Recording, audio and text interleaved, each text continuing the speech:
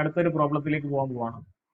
From the following in particulars prepare income and expenditure account. Income and expenditure account ആണ് നമുക്ക് ഇനി prepare ചെയ്യേണ്ടത് തന്നിരിക്കുന്ന ഡീറ്റെയിൽ വെച്ച്. ഫീസ് കളക്റ്റഡ്, അപ്പൊ ഫീസ് കിട്ടി, including ₹80,000 on account of the previous year 5,20,000. അതായത് ഈ നോൺ ട്രേഡിംഗ് ഓർഗനൈസേഷന് ഒരു 5,20,000 രൂപയുടെ എന്ത് കിട്ടി? ഫീസ് കിട്ടി. ഈ ഫീസ് എന്ന് പറയുന്നത് വീണ്ടും വീണ്ടും ആവർത്തിച്ച് കിട്ടുന്നതാണ്. അപ്പൊ ഇത് റവന്യൂ ഐറ്റം ആണ്. അപ്പൊ നമുക്ക് ഇൻകം ആൻഡ് എക്സ്പെൻഡിച്ചർ അക്കൗണ്ടിൽ എടുക്കാൻ പറ്റുന്നതാണ്. പക്ഷെ ബ്രാക്കറ്റിൽ പറഞ്ഞ ഒരു കാര്യം കണ്ടോ, including ₹80,000 on account of the previous year. ഈ 5,20,000-നകത്ത് ഒരു 80,000 രൂപ ഈ വർഷത്തെ എമൗണ്ട് അല്ല, കഴിഞ്ഞ വർഷത്തെ എമൗണ്ട് ആണ്. ആ എമൗണ്ട് നമുക്ക് എന്ത് ചെയ്യാൻ പറ്റില്ല? എടുക്കാൻ പറ്റില്ല. അപ്പൊ ഫീസ് കളക്റ്റഡ് എന്ന് പറയുന്നത് നമ്മുടെ ഇൻകം ആണ്. അപ്പൊ ഇത് ഇൻകം സൈഡിൽ കാണിക്കേണ്ട ഒരു ഐറ്റം ഐ എന്ന് ഞാൻ ഇവിടെ ഇട്ടു വെച്ചു. Fees for the year outstanding 30,000. Fees എന്ന് പറയുന്നത് നമ്മുടെ ഇൻകം ആണെന്ന് നമ്മൾ പറഞ്ഞു. അപ്പൊ ഇൻകത്തിൽ ഒരു ഔട്ട്സ്റ്റാൻഡിങ് വരുന്നു. അപ്പൊ ഇൻകത്തിലെ ഔട്ട്സ്റ്റാൻഡിങ് എന്ന് പറഞ്ഞാൽ അതിന്റെ അർത്ഥം അത് കിട്ടാനുള്ള പൈസ. ഓക്കെ, കിട്ടാനുള്ള പൈസയും കിട്ടിയ പൈസയും എല്ലാം കൂടെ ആഡ് ചെയ്തല്ലേ അക്കൗണ്ടിൽ കാണിക്കേണ്ടത്. അപ്പൊ fees four the year outstanding എന്ന് പറയുന്ന ഐറ്റം ഈ ഫീസിന്റെ എമൗണ്ടിന്റെ കൂടെ നമുക്ക് എന്ത് ചെയ്യണം? ആഡ് ചെയ്യണം. പ്ലസ് സാലറി പെയ്ഡ്, അപ്പൊ അതൊരു എക്സ്പെൻസ് ആണ്, ആവർത്തിച്ചുണ്ടാകുന്ന എക്സ്പെൻസ് ആണ്. അപ്പൊ ഇൻകം ആൻഡ് എക്സ്പെൻഡിച്ചർ അക്കൗണ്ടിൽ എടുക്കാം. സാലറി പെയ്ഡിന്റെ എമൗണ്ട് 68,000. പക്ഷേ അതിന്റെ കൂടെ പറഞ്ഞ കാര്യം എന്താ? ₹5,000 on account of previous year. അവിടെയും ഒരു 5,000 രൂപ പ്രീവിയസ് ഇയറിലെ എമൗണ്ട് അത് എടുക്കാൻ പറ്റില്ല. അപ്പൊ ഈ 68,000 5,000 കുറയ്ക്കണം. Salary outstanding at the end of the year. Salary outstanding at the end of the year, വർഷത്തിന്റെ അവസാനം സാലറി കൊടുക്കാനുള്ളത് 3,000 ഉണ്ടാവും. അപ്പൊ അത് എന്തായാലും എടുത്തേ പറ്റുള്ളൂ. അത് ഇതിന്റെ കൂടെ ആഡ് ചെയ്തെടുക്കണം. ക്ലോസിംഗ് ഔട്ട്സ്റ്റാൻഡിംഗ് നമുക്ക് ആഡ് ചെയ്യണ്ടേ? റിസീവ്ഡ് ഇൻ അഡ്വാൻസ് ലിസ്റ്റ് ചെയ്യണ്ടേ? എന്റർടൈൻമെന്റ് എക്സ്പെൻസ് ആവർത്തിച്ചുണ്ടാകുന്ന എക്സ്പെൻസുകളാണ്. വീണ്ടും വീണ്ടും അവിടെ പരിപാടികളെല്ലാം നടത്തുമ്പോൾ ഉണ്ടാകുന്ന ചെലവുകളാണ് എന്റർടൈൻമെന്റ് എക്സ്പെൻസ്, അതെടുക്കാം.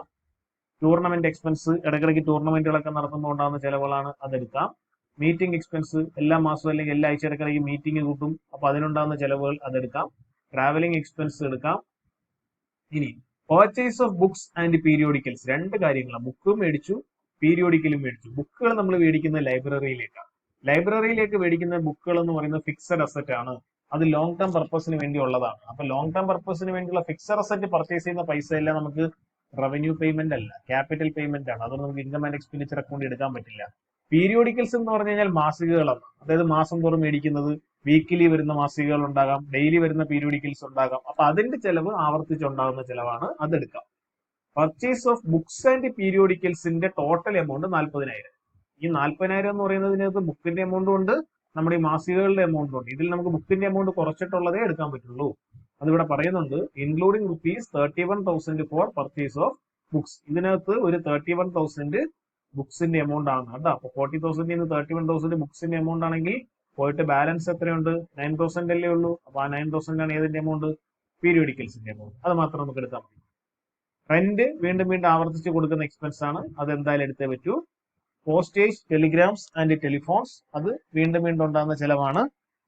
അത് നമുക്ക് എന്ത് ചെയ്തേ പറ്റൂ? അത് നമുക്ക് എടുത്തേ പറ്റൂ.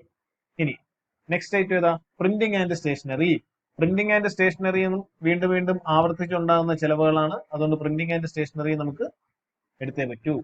ഡൊണേഷൻസ് റിസീവ്ഡ്, ഡൊണേഷൻ കിട്ടുന്നതും ഇടയ്ക്കിടയ്ക്ക് ആവർത്തിച്ച് കിട്ടുന്നതാണ്. ഈ രണ്ട് ഐറ്റവും എല്ലാ ഐറ്റവും നമുക്ക് എന്ത് ചെയ്തേ പറ്റൂ? എടുത്തേ പറ്റൂ. ഇനി നമുക്ക് എന്ത് ചെയ്യാം? ഒരു income and expenditure account prepare ചെയ്യാം. ഞാനിവിടെ ഒരു ഇൻകം ആൻഡ് എക്സ്പെൻഡിച്ചർ അക്കൗണ്ട് വായിക്കാം. Income and expenditure account. Income and expenditure account. നമുക്കൊരു ഇൻകം ആൻഡ് എക്സ്പെൻഡിച്ചർ അക്കൗണ്ട് ഇവിടെ വരച്ചു വെക്കാം. ഇൻകം ആൻഡ് എക്സ്പെൻഡിച്ചർ അക്കൗണ്ടിന്റെ ഫോർമാറ്റ് ഒക്കെ അറിയാലോ. ഇൻകം ആൻഡ് എക്സ്പെൻഡിച്ചർ അക്കൗണ്ടിൽ നമുക്ക് രണ്ട് സൈഡുകളാണുള്ളത്. ഒരു ഡെബിറ്റ് സൈഡും ഉണ്ട്, ഒരു ക്രെഡിറ്റ് സൈഡും ഉണ്ട്. അതിൽ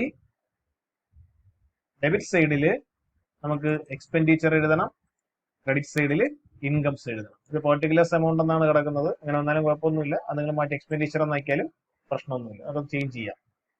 എക്സ്പെൻഡിച്ചർ, ഇത് ഇൻകം. അപ്പൊ രണ്ട് സൈഡ് വന്നു, എക്സ്പെൻഡിച്ചർ സൈഡ് വന്നു, ഇൻകം സൈഡ് വന്നു. ഇനി നമുക്ക് ഇതിനകത്തുള്ള ഓരോരോ ഐറ്റം ആയിട്ട് എന്ത് ചെയ്യാം, എഴുതാം. നോക്കാം. ഫസ്റ്റ് ഐറ്റത്തിലേക്ക് വരാം. ഫീസ് കളക്ടഡ് അല്ലേ നമ്മൾ ആദ്യം പറഞ്ഞ ഐറ്റം. അപ്പൊ ഫീസ് കളക്ടഡിന്റെ എമൗണ്ട് എത്രയാ? 5,20,000. ആ ഫീസ് കളക്ടഡ് എഴുതുമ്പോൾ ശ്രദ്ധിക്കേണ്ടത് ഈ 5,20,000-നകത്ത് റിസീവ്ഡ് ഇൻ അഡ്വാൻസ് ഉണ്ട്, വേറെ വർഷത്തെ എമൗണ്ട് ഉണ്ട്, അത് കുറയ്ക്കണം. ഔട്ട്സ്റ്റാൻഡിംഗ് എമൗണ്ട് എന്ത് ചെയ്യണം? ആഡ് ചെയ്യണം. അപ്പൊ നമുക്ക് ക്രെഡിറ്റ് സൈഡ് ഇൻകം സൈഡിലേക്ക് വന്നിട്ട് ഒന്നാമത്തെ ഐറ്റം എഴുതാം. ഫീസ്. ഫീസിന്റെ എമൗണ്ട് എത്രയാ? 5,20,000.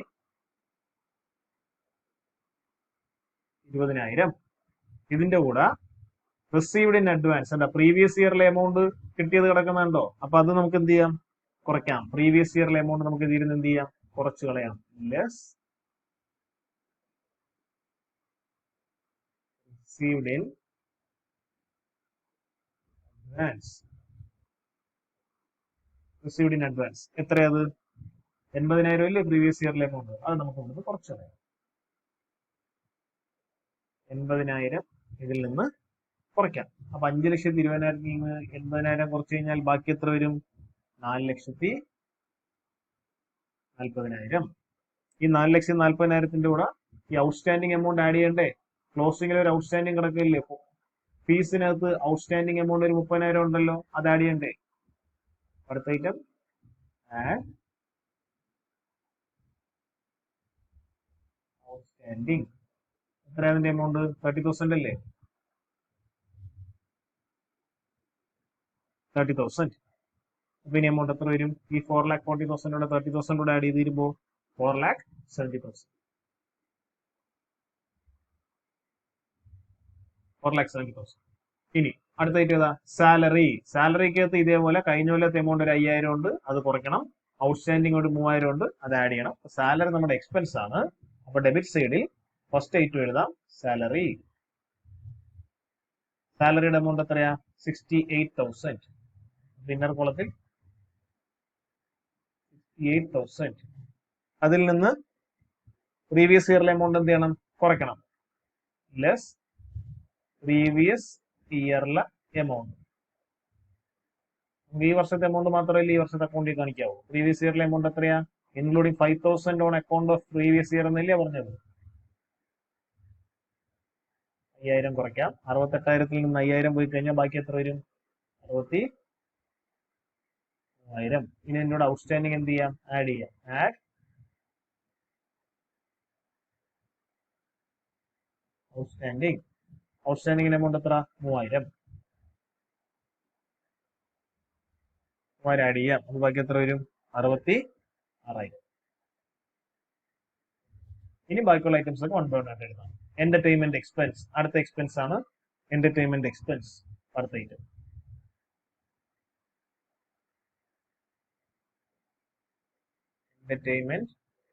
എന്റർടൈൻമെന്റ് എക്സ്പെൻസിന്റെ എമൗണ്ട് എത്രയാ? 8,000. എമൗണ്ട് കോളത്തിൽ 8,000. അടുത്ത ടൂർണമെന്റ് എക്സ്പെൻസ്.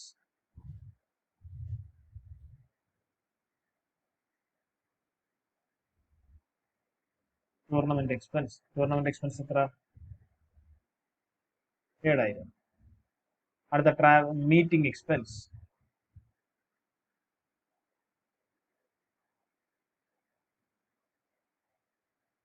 മീറ്റിംഗ് എക്സ്പെൻസ് എത്രയാ? 18,000. ഒരു മീറ്റിംഗ് എക്സ്പെൻസ്. ടൂർണമെന്റ് എക്സ്പെൻസിന്റെ എമൗണ്ട് അല്ല, ടൂർണമെന്റ് എക്സ്പെൻസിന്റെ എമൗണ്ട് നമ്മൾ എഴുതി തെറ്റിപ്പോയി. ടൂർണമെന്റ് എക്സ്പെൻസിന്റെ എമൗണ്ട് ഒന്ന് കറക്റ്റ് ചെയ്യാം.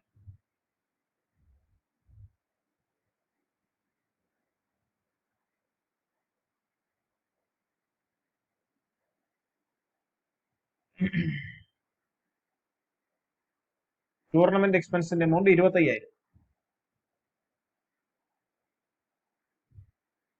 മീറ്റിംഗ് എക്സ്പെൻസിന്റെ എമൗണ്ട് 18,000. അടുത്ത ഐറ്റം ഏതാ? Travelling expense. Next item travelling expense.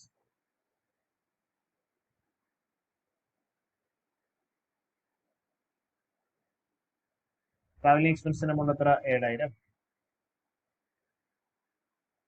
Travelling expense 7,000. അടുത്തത് purchase of books and periodicals എന്താ? അപ്പൊ അതിനകത്ത് പീരിയോഡിക്കൽസിന്റെയും ബുക്സിന്റെയും രണ്ടിന്റെ എമൗണ്ട് ആണ് 40,000. അതിൽ 31,000 ഏതിന്റെ എമൗണ്ടാ? ബുക്കിന്റെ എമൗണ്ട്. അപ്പൊ പോയിട്ട് 9,000 ആണ് ഏതിന്റെ എമൗണ്ട്? പീരിയോഡിക്കൽസിന്റെ എമൗണ്ട്. Periodicals amount 9,000. അതെങ്ങനെ കിട്ടിയെന്ന് ഇവിടെ ബ്രാക്കറ്റിൽ കാണിക്കാം. 40,000 മൈനസ്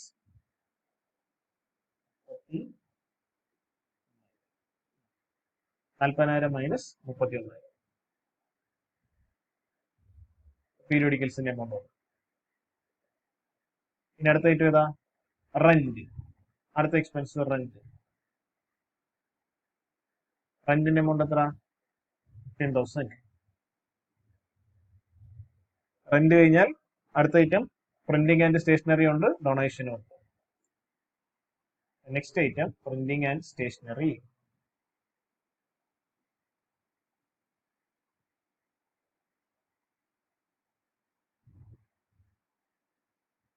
പ്രിന്റിംഗ് ആൻഡ് സ്റ്റേഷനറിയുടെ എമൗണ്ട് 18,000. ഇനി ഡൊണേഷൻ റിസീവ്ഡ് എന്നാണ് കിടക്കുന്നത്. അപ്പൊ അത് ഇൻകം ആണ്. അപ്പൊ നമുക്ക് നേരെ ക്രെഡിറ്റ് സൈഡിലേക്ക് വരാം. ഡൊണേഷൻ എത്ര എമൗണ്ട്? 25,000.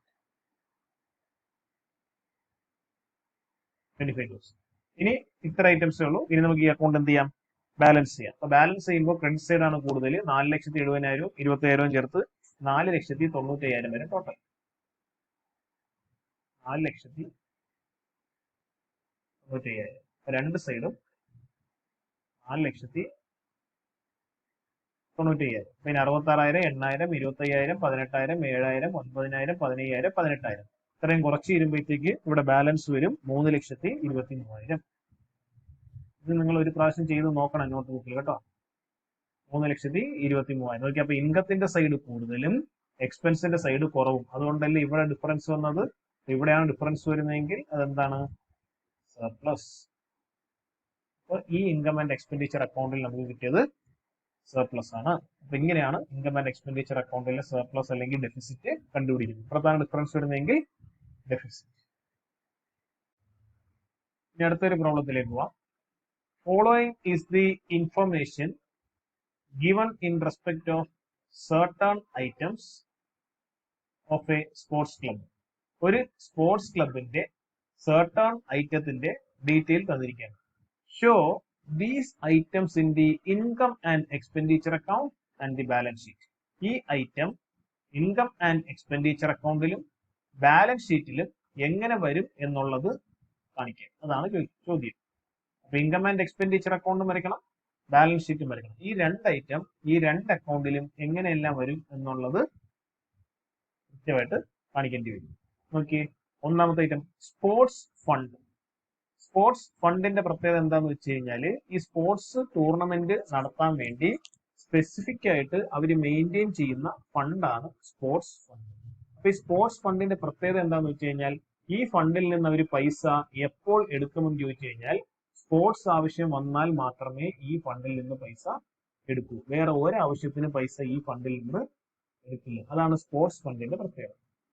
സ്പോർട്സ് ഫണ്ട് ഇൻവെസ്റ്റ്മെന്റ് എന്ന് വെച്ച് കഴിഞ്ഞാൽ ഇപ്പോ സ്പോർട്സ് നടത്താൻ വേണ്ടി ഒരു ഫണ്ട് അവർ മെയിൻറ്റെയിൻ ചെയ്യും. ഫണ്ട് മെയിൻറ്റെയിൻ ചെയ്യുക മീൻസ് നമ്മൾ ഈ ബാങ്കിലേക്ക് പൈസ ഡെപ്പോസിറ്റ് ചെയ്യുന്ന ഒരു ഫണ്ടായിട്ട് മെയിൻറ്റെയിൻ ചെയ്യും.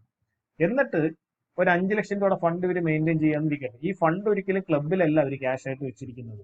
ആ പൈസ അവർ പുറത്ത് എവിടെയെങ്കിലും ബാങ്കിലോ എവിടെയെങ്കിലും കൊണ്ടുവന്ന് ചെയ്യും, ഇൻവെസ്റ്റ് ചെയ്യും. അങ്ങനെ ഇൻവെസ്റ്റ് ചെയ്യുന്നതിന് വിളിക്കുന്ന പേരാണ് സ്പോർട്സ് ഫണ്ട് ഇൻവെസ്റ്റ്മെന്റ്. ഇൻവെസ്റ്റ്മെന്റുകളെല്ലാം നമുക്ക് അസറ്റ് ആണ്. അതൊരിക്കലും മറക്കരുത്. എല്ലാ ഇൻവെസ്റ്റ്മെന്റുകളും നമുക്ക് അസറ്റ് ആണ്. അതേസമയം എല്ലാ ഫണ്ടുകളും നമുക്ക് ലയബിലിറ്റി ആണ്. എല്ലാ ഫണ്ടുകളും ലയബിലിറ്റി ആണ്, എല്ലാ ഇൻവെസ്റ്റ്മെന്റുകളും അസറ്റ് ആണ്. ഏതൊരു ബിസിനസ്സിനും അതങ്ങനെ തന്നെ ആയിരിക്കും. Interest on sports fund. അപ്പൊ ഈ സ്പോർട്സ് ഫണ്ട് നമ്മൾ പുറത്തുകൊണ്ട് ഇൻവെസ്റ്റ് ചെയ്തില്ല, ബാങ്കിൽ കൊണ്ടായിരിക്കും ഡെപ്പോസിറ്റ് ചെയ്തത്, അല്ലെങ്കിൽ ചിലപ്പോൾ വേറെ വല്ല സാധനങ്ങളായിരിക്കും മേടിച്ചു വെച്ചത്. അപ്പൊ എവിടെ കൊണ്ട് നമ്മൾ ഇൻവെസ്റ്റ് ചെയ്താലും ആ ഇൻവെസ്റ്റ് ചെയ്യുന്ന പൈസക്ക് നമുക്ക് പലിശ കിട്ടും. അതാണ് interest on sports fund. Sports ഫണ്ടിൽ നിന്ന് എന്ത് കിട്ടി? ഇൻട്രസ്റ്റ് കിട്ടി. Donation for sports fund. വീണ്ടും ആ സ്പോർട്സ് ഫണ്ടിലേക്ക് എന്ത് വരുന്നു? ഡൊണേഷൻ വരുന്നു. Sports prices awarded. സ്പോർട്സ് മത്സരം നടത്തി അതിന്റെ പ്രൈസ് കൊടുക്കുന്നു. ഈ പ്രൈസ് കൊടുക്കാൻ വേണ്ട പൈസ നമ്മൾ എവിടെ നിന്ന് എടുക്കും? ഈ ഫണ്ടിൽ നിന്ന് എടുക്കും. Expense on sports event, sports ഇവന്റുമായിട്ട് ബന്ധപ്പെടുത്തി ചെലവുകൾ ഉണ്ടായി. ആ ചെലവിന്റെ പൈസ നമ്മൾ ഇവിടുന്ന് എടുക്കും, സ്പോർട്സ് ഫണ്ടിൽ നിന്ന് എടുക്കും. അപ്പൊ ഒരു ഫണ്ട് നമ്മൾ മെയിൻറ്റെയിൻ ചെയ്തിട്ട് ആ ഫണ്ടിലേക്ക് കുറെ പൈസ വരുന്നു, ആ ഫണ്ടിൽ നിന്ന് കുറെ പൈസ നമ്മൾ എന്ത് ചെയ്യുന്നു, കൊടുക്കുന്നു. ഇനി അടുത്തൊരു ഫണ്ട് ഉണ്ട്, ജനറൽ ഫണ്ട്. ഈ ജനറൽ ഫണ്ടും ഈ സ്പോർട്സ് ഫണ്ടും, ഈ സ്പോർട്സ് ഫണ്ട് ഇപ്പൊ എന്തിനാ, സ്പോർട്സ് ആവശ്യങ്ങൾക്ക് വേണ്ടി മാത്രം ചെയ്ത ഫണ്ടിനാണ് സ്പോർട്സ് ഫണ്ട്. ഇങ്ങനെ രണ്ട് തരം ഫണ്ടുകൾ ബിസിനസ്സിൽ ഉണ്ടാവും. ഒരു ഫണ്ടിനെ വിളിക്കുന്ന പേര് ജനറൽ ഫണ്ട് എന്ന് പറയുന്ന ഒരു ഫണ്ട് ബിസിനസ്സിൽ ഉണ്ടാവും. രണ്ടാമത്തെ ഫണ്ടിന്റെ പേര് സ്പെസിഫിക് ഫണ്ട്. ജനറൽ ഫണ്ടിന്റെ പ്രത്യേകത എന്താന്ന് വെച്ച് കഴിഞ്ഞാൽ ഈ ഫണ്ടിൽ ഉള്ള പൈസ ഏത് പർപ്പസിന് വേണ്ടി എടുക്കാം, ഓൾ പർപ്പസ്. ഏതാവശ്യം വന്നാലും ഈ ഫണ്ടിൽ നിന്ന് പൈസ എടുക്കാം, എന്താവശ്യം വന്നാലും എടുക്കാം. പക്ഷേ സ്പെസിഫിക് ഫണ്ടിന്റെ പ്രത്യേകത അങ്ങനെയല്ല. എന്താവശ്യത്തിനാണോ ആ ഫണ്ട് വെച്ചിരിക്കുന്നത് ആ ആവശ്യം വന്നാൽ മാത്രമേ അവിടുന്ന് പൈസ എടുക്കാൻ പറ്റൂ. അപ്പൊ സ്പെസിഫിക് പർപ്പസ്, സ്പെസിഫിക് പർപ്പസ്, എന്താവശ്യത്തിനാണോ ആ ഫണ്ട് നമ്മൾ ജനറേറ്റ് ചെയ്തത്, ക്രിയേറ്റ് ചെയ്ത് വെച്ചേക്കുന്നത്, ആ ആവശ്യം വന്നാലേ പൈസ എടുക്കാൻ പറ്റൂ. ജനറൽ ഫണ്ട് അങ്ങനെയല്ല, എന്താവശ്യം നിങ്ങൾക്ക് എന്ത് ചെയ്യാം, പൈസ എടുക്കാം. അപ്പൊ ജനറൽ ഫണ്ട് ഉണ്ട് ഇവിടെ. ജനറൽ ഫണ്ടിലുള്ള പൈസയും നമ്മൾ പുറത്തു കൊണ്ടുപോയി ഇതേപോലെ ഇൻവെസ്റ്റ് ചെയ്യും. നിങ്ങൾ ഒരു കാര്യം ആലോചിക്കേണ്ടത്, ഒരിക്കലും ബിസിനസ്സുകാർ ഫണ്ട് വരുന്ന പൈസ കയ്യിൽ ഫണ്ടായിട്ട് വെച്ചിരിക്കില്ല. ആ പൈസ പുറത്തു കൊണ്ടുപോയി ഇൻവെസ്റ്റ് ചെയ്യുകയേ ഉള്ളൂ. അപ്പൊ ജനറൽ ഫണ്ടിലുള്ള പൈസയും അവർ പുറത്തു കൊണ്ട് എന്ത് ചെയ്തു, ഇൻവെസ്റ്റ് ചെയ്തു. അപ്പൊ ഫണ്ടുകളെല്ലാം ലയബിലിറ്റി ആണ്, ഇൻവെസ്റ്റ്മെന്റ് എല്ലാം അസറ്റ് ആണ്. ഇനി ആ ഇൻവെസ്റ്റ്മെന്റിൽ നിന്ന് അവർക്ക് വീണ്ടും എന്ത് കിട്ടി, ഇൻട്രസ്റ്റ് കിട്ടി, ഇൻട്രസ്റ്റ് ഓൺ ജനറൽ ഫണ്ട്. ഇനി ഒരു കാര്യം ശ്രദ്ധിക്കേണ്ടത്, ഇപ്പൊ ജനറൽ ഫണ്ടും സ്പെസിഫിക് ഫണ്ട് എന്ന് പറയുന്ന രണ്ട് ഫണ്ട് ഇവിടെ ഉണ്ട്. ഇതിൽ ജനറൽ ഫണ്ടിൽ നിന്ന് എന്തെങ്കിലും ഒരു ഇൻകം നിങ്ങൾക്ക് കിട്ടിയാൽ, ഈ ജനറൽ ഫണ്ടിൽ നിന്ന് എന്തെങ്കിലും ഒരു ഇൻകം നിങ്ങൾക്ക് കിട്ടിയാൽ ആ ഇൻകം എല്ലാം നിങ്ങൾക്ക് ഇൻകം ആൻഡ് എക്സ്പെൻഡിച്ചർ അക്കൗണ്ടിന്റെ ഇൻകം സൈഡിൽ കാണിക്കാം, മറക്കരുത്. ജനറൽ ഫണ്ടിൽ നിന്ന് നിങ്ങൾക്ക് എന്തെങ്കിലും ഇൻകം കിട്ടിയാൽ, ജനറൽ ഫണ്ടിൽ നിങ്ങൾക്ക് എങ്ങനെ ഇൻകം കിട്ടുന്നത്, ഈ ജനറൽ ഫണ്ട് നിങ്ങൾ പുറത്തു കൊണ്ടുപോയി ഇൻവെസ്റ്റ് ചെയ്യണം. അങ്ങനെ പുറത്തു കൊണ്ടുപോയി ഇൻവെസ്റ്റ് ചെയ്യുമ്പോൾ നിങ്ങൾക്ക് വല്ല ഇൻട്രസ്റ്റോ അങ്ങനെ എന്തെങ്കിലും പൈസ കിട്ടിയാൽ ആ ഇൻകം എല്ലാം നിങ്ങൾക്ക് ഇൻകം ആൻഡ് എക്സ്പെൻഡിച്ചർ അക്കൗണ്ടിന്റെ ഏത് സൈഡിൽ കാണിക്കാം, ഇൻകം സൈഡിൽ കാണിക്കാം. ഇനി സ്പെസിഫിക് ഫണ്ടിന് എങ്ങനെയാന്ന് വെച്ച് കഴിഞ്ഞാൽ, സ്പെസിഫിക് ഫണ്ടിനകത്ത് നിങ്ങൾക്ക് വല്ല ഇൻകവും കിട്ടിയാൽ, സ്പെസിഫിക് ഫണ്ടിൽ നിന്ന് നിങ്ങൾക്ക് വല്ല ഇൻകവും കിട്ടിയാൽ അത് ഒരിക്കലും ഇൻകം ആൻഡ് എക്സ്പെൻഡിച്ചർ അക്കൗണ്ടിൽ കാണിക്കില്ല, മറിച്ച് ആ ഫണ്ടിന്റെ കൂടെ ആഡ് ചെയ്യും. മനസ്സിലായോ? സ്പെസിഫിക് ഫണ്ടിൽ നിന്ന് നിങ്ങൾക്ക് എന്തെങ്കിലും പൈസ കിട്ടിയാൽ ആ കിട്ടുന്ന ഇൻകം ഒരിക്കലും ഇൻകം ആൻഡ് എക്സ്പെൻഡിച്ചർ അക്കൗണ്ടിൽ കാണിക്കില്ല, മറിച്ച് ആ ഫണ്ടിന്റെ കൂടെ തന്നെ ആ എമൗണ്ട് എന്ത് ചെയ്യും, ആഡ് ചെയ്യും. അപ്പൊ ഇവിടെ പറയുകയാണെങ്കിൽ ഈ സ്പോർട്സ് ഫണ്ട് 35,000 കണ്ടോ, ഈ സ്പോർട്സ് ഫണ്ട് ഇൻവെസ്റ്റ് ചെയ്തപ്പോൾ ഒരു ഇൻട്രസ്റ്റ് കിട്ടിയില്ലേ, ഈ ഇൻട്രസ്റ്റ് ഇൻകം ആണ്. പക്ഷെ ഈ ഇൻകം ആൻഡ് എക്സ്പെൻഡിച്ചർ അക്കൗണ്ടിൽ കാണിക്കില്ല, മറിച്ച് ആ ഫണ്ടിന്റെ കൂടെ തന്നെ എന്ത് ചെയ്യും, ആഡ് ചെയ്യും. ഈ ഫണ്ട് കാണിക്കുന്നത് ബാലൻസ് ഷീറ്റിന്റെ ലയബിലിറ്റി സൈഡിലായിരിക്കും, കാരണം ഫണ്ടുകളെല്ലാം ലയബിലിറ്റിയാണ്. അപ്പൊ ബാലൻസ് ഷീറ്റിന്റെ ലയബിലിറ്റി സൈഡിൽ ഈ ഫണ്ട് നിങ്ങൾ കാണിക്കുമ്പോൾ അതിന്റെ കൂടെ അതിന്റെ ഇൻകമും കൂടെ എന്ത് ചെയ്യും, ആഡ് ചെയ്യും. അതേപോലെ തന്നെ ജനറൽ ഫണ്ടിനകത്ത് നിങ്ങൾക്ക് വല്ല എക്സ്പെൻസും വരികയാണെങ്കിൽ, ജനറൽ ഫണ്ടിനകത്ത് നിങ്ങൾക്ക് വല്ല എക്സ്പെൻസ് വരികയാണെങ്കിൽ ആ എക്സ്പെൻസ് നിങ്ങൾ എന്ത് ചെയ്യും, നേരത്തെ പറഞ്ഞ പോലെ ഇൻകം ആൻഡ് എക്സ്പെൻഡിച്ചർ അക്കൗണ്ടിന്റെ എക്സ്പെൻസ് സൈഡിൽ കാണിക്കും. ഇനി സ്പെസിഫിക് ഫണ്ടിൽ നിന്നാണ് നിങ്ങൾക്ക് വല്ല എക്സ്പെൻസും വരുന്നതെങ്കിലോ, സ്പെസിഫിക് ഫണ്ടിൽ നിന്നാണ് എക്സ്പെൻസ് വരുന്നതെങ്കിൽ നിങ്ങൾ അതൊരിക്കലും ഇൻകം ആൻഡ് എക്സ്പെൻഡിച്ചർ അക്കൗണ്ടിൽ കാണിക്കില്ല, മറിച്ച് ആ ഫണ്ടിന്റെ എമൗണ്ട് എന്താണോ അതിൽ നിന്ന് കുറയ്ക്കും. അപ്പൊ ഈ പറഞ്ഞ കാര്യം മറക്കരുത്. ജനറൽ ഫണ്ടിൽ നിന്ന് കിട്ടുന്ന ഇൻകം എല്ലാം ഇൻകം ആൻഡ് എക്സ്പെൻഡിച്ചർ അക്കൗണ്ടിൽ കാണിക്കും, ജനറൽ ഫണ്ടിൽ നിന്ന് കിട്ടുന്ന എക്സ്പെൻസ് എല്ലാം ഇൻകം ആൻഡ് എക്സ്പെൻഡിച്ചർ അക്കൗണ്ടിൽ കാണിക്കും. സ്പെസിഫിക് ഫണ്ടിൽ നിന്ന് കിട്ടുന്ന ഇൻകവും എക്സ്പെൻസും ഒരിക്കലും ഇൻകം ആൻഡ് എക്സ്പെൻഡിച്ചർ അക്കൗണ്ടിൽ കാണിക്കില്ല, അത് ആ ഫണ്ടിന്റെ കൂടെ ആഡ് ചെയ്യോ ലെസ് ചെയ്യോ ചെയ്തതേ ഉള്ളൂ.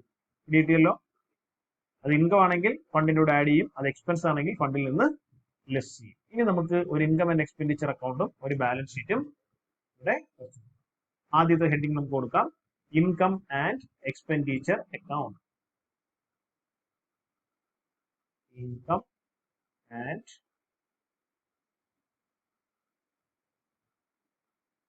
Expenditure account.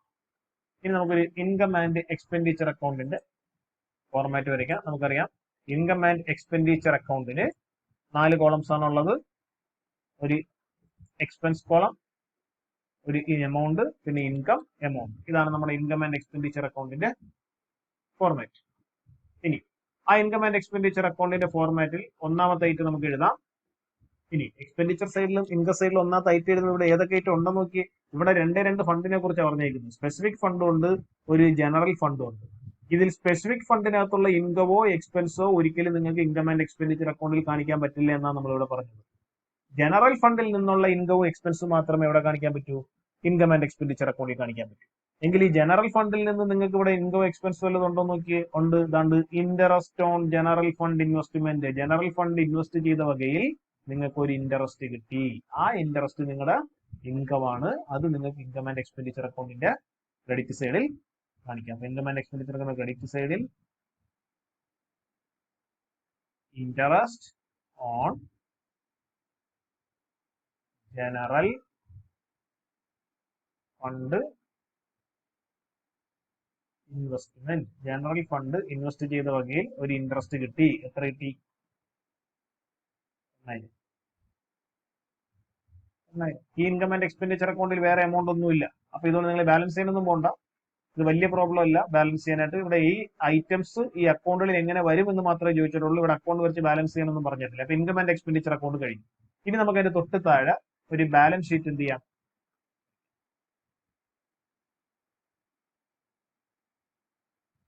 ഈ ഒരു ബാലൻസ് ഷീറ്റ് വരയ്ക്കാം. നമുക്കറിയാം ബാലൻസ് ഷീറ്റിന്റെ സൈഡിൽ ഏതൊക്കെയാ നമുക്കറിയാം. Liability side amount, asset side amount. ശരിയല്ലേ? അപ്പൊ അങ്ങനെയാണ് ഒരു ബാലൻസ് ഷീറ്റ് വരയ്ക്കേണ്ടത്. ഒരു ബാലൻസ് ഷീറ്റ് വന്നു. ഇനി നമുക്ക് ഈ ബാലൻസ് ഷീറ്റിലേക്കുള്ള ഐറ്റംസ് ഇനി 1 by 1 ആയിട്ട് എഴുതാം. നമ്മൾ പറഞ്ഞ ബാലൻസ് ഷീറ്റിന്റെ ലയബിലിറ്റി സൈഡും അസറ്റ് സൈഡിന് ഐറ്റംസ് വരും. ഫണ്ടുകളെല്ലാം നമ്മുടെ ലയബിലിറ്റി ആണ്, ഇൻവെസ്റ്റ്മെന്റ് എല്ലാം നമ്മുടെ അസറ്റ് ആണ്. അപ്പൊ ഫണ്ടുകൾ എഴുതണം, ഇൻവെസ്റ്റ്മെന്റും എഴുതണം.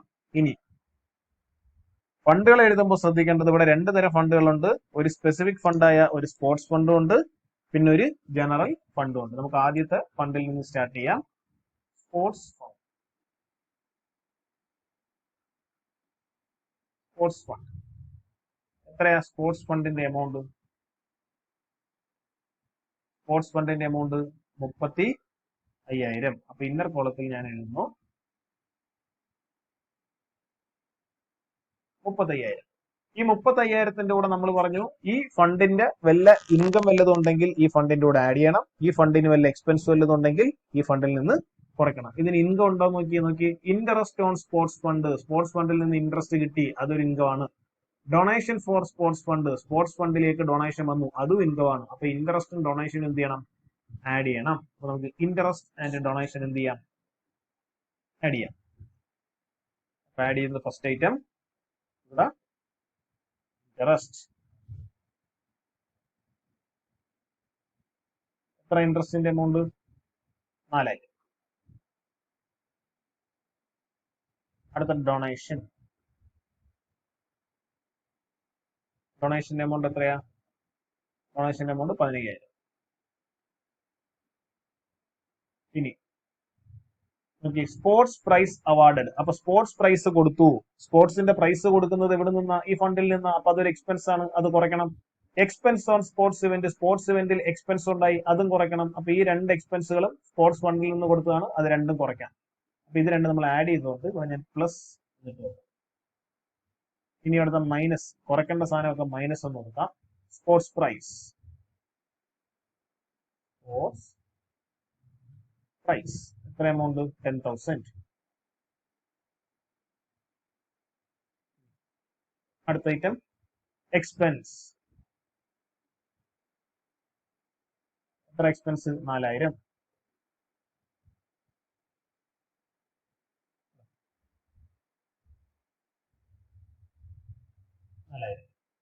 ഇനി ഏതായിട്ടും ഉള്ളത്? വേറെ ഐറ്റം ഒന്നും ഇല്ലല്ലോ, ഇത്രയല്ലേ ഉള്ളൂ. അപ്പൊ ഈ 35,000ത്തിന് കൂടെ 4,000വും 15,000വും ആഡ് ചെയ്യും. 10,000വും 4,000വും കുറയ്ക്കും. ഇത്രയും കുറച്ച് തീരുമ്പോൾ ഏറ്റവും അവസാനം നമുക്കൊരു നെറ്റ് എമൗണ്ട് വരും. ആ നെറ്റ് എമൗണ്ട് നമുക്ക് ഔട്ടർ കോളത്തിൽ എഴുതാം. ആ നെറ്റ് എമൗണ്ട് ആണ് 40,000. അപ്പൊ സ്പോർട്സ് ഫണ്ട് എഴുതി. ഇനി വേറെ വല്ല ഫണ്ടും ഉണ്ടോ? ഒരു ഫണ്ടുണ്ട്, ജനറൽ ഫണ്ട് ഉണ്ട്. അടുത്ത ലയബിലിറ്റി സൈഡിൽ എഴുതേണ്ട ഐറ്റം ജനറൽ ഫണ്ട്. ജനറൽ ഫണ്ടിന്റെ എമൗണ്ട് എത്രയാ? 80,000. ഫണ്ടുകളെല്ലാം ലയബിലിറ്റി ആണ്, ലയബിലിറ്റി സൈഡിൽ എഴുതണം. ഇൻവെസ്റ്റ്മെന്റ് എല്ലാം അസറ്റ് ആണ്, അപ്പൊ ഇനി ഇൻവെസ്റ്റ്മെന്റ് സൈഡിൽ എഴുതണം. 2 ഇൻവെസ്റ്റ്മെന്റ് ഉണ്ട്. ഒന്നാമത്തെ ഇൻവെസ്റ്റ്മെന്റ് ഏതായിരുന്നു? സ്പോർട്സ് ഫണ്ട് ഇൻവെസ്റ്റ്മെന്റും ഉണ്ട്, ജനറൽ ഫണ്ട് ഇൻവെസ്റ്റ്മെന്റും ഉണ്ട്. അപ്പൊ ഒന്നാമത്തെ ഐറ്റം എഴുതാം sports fund investment. Sports fund investment. Sports fund ഇൻവെസ്റ്റ്മെന്റിന്റെ എമൗണ്ട് എത്രയാ? 35,000. അടുത്തത് general fund investment. General fund investment എത്രയാ? 80,000.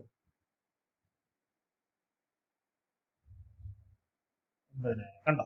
അപ്പൊ കംപ്ലീറ്റ് ഐറ്റവും വന്നു. അപ്പൊ ഇങ്ങനെയാണ് ഈ ഐറ്റംസ് ബാലൻസ് ഷീറ്റിലും ഇൻകം ആൻഡ് എക്സ്പെൻഡിച്ചർ അക്കൗണ്ടിലും എഴുതേണ്ടത്. അപ്പൊ ശ്രദ്ധിക്കേണ്ട ഒരു കാര്യം, ജനറൽ ഫണ്ടും സ്പെസിഫിക് ഫണ്ടും 2 ഫണ്ട് ഉണ്ടെങ്കിൽ ജനറൽ ഫണ്ടിലെ ഇൻകവും എക്സ്പെൻസും കാണിക്കേണ്ടത് ഇൻകം ആൻഡ് എക്സ്പെൻഡിച്ചർ അക്കൗണ്ടിൽ, സ്പെസിഫിക് ഫണ്ടിലെ ഇൻകവും എക്സ്പെൻസും കാണിക്കേണ്ടതാണ് ബാലൻസ് ഷീറ്റിൽ. അതാത് ഫണ്ടിന്റെ കൂടെ ആഡ് ചെയ്യും, ലെസ് ചെയ്യുമാണ്. പിന്നെ ഫണ്ടുകളെല്ലാം ലൈബിലിറ്റി ആണ്, ഫണ്ടുകളെല്ലാം ലൈബിലിറ്റി സൈഡിലേ കാണിക്കാവൂ. ഇൻവെസ്റ്റ്മെന്റുകളെല്ലാം അസറ്റ് ആണ്, അപ്പൊ ഇൻവെസ്റ്റ്മെന്റുകളെല്ലാം കാണിക്കേണ്ടത് അസറ്റ് സൈഡ്. ഈ പ്രോബ്ലം ക്ലിയർ ആയല്ലോ? ഇതിവിടെ ടാലി ആക്കാനൊന്നും പോരുത്, കാരണം തന്നിരിക്കുന്ന ഐറ്റം എങ്ങനെ ബാലൻസ് ഷീറ്റിൽ വരുമെന്ന് കാണിക്കാൻ മാത്രമാണ് പറഞ്ഞിരിക്കുന്നത്. ഈ 2 ഐറ്റം വെച്ച് ഒരിക്കലും നോക്കി ബാലൻസ് ഷീറ്റ് ടാലി ആക്കാനൊന്നും പറ്റില്ല, ബാലൻസ് ഷീറ്റ് ഒരിക്കലും ടാലി ആകത്തതുമില്ല. ഇത്രയും ചെയ്താൽ മതി. ഇനി നമുക്കൊരു പ്രോബ്ലത്തിലേക്ക് പോവാം. Compute capital fund of Karoor social club as on 31/3/2018. Karoor social ക്ലബിന്റെ ക്യാപിറ്റൽ ഫണ്ടാണ് കണ്ടുപിടിക്കേണ്ടത്.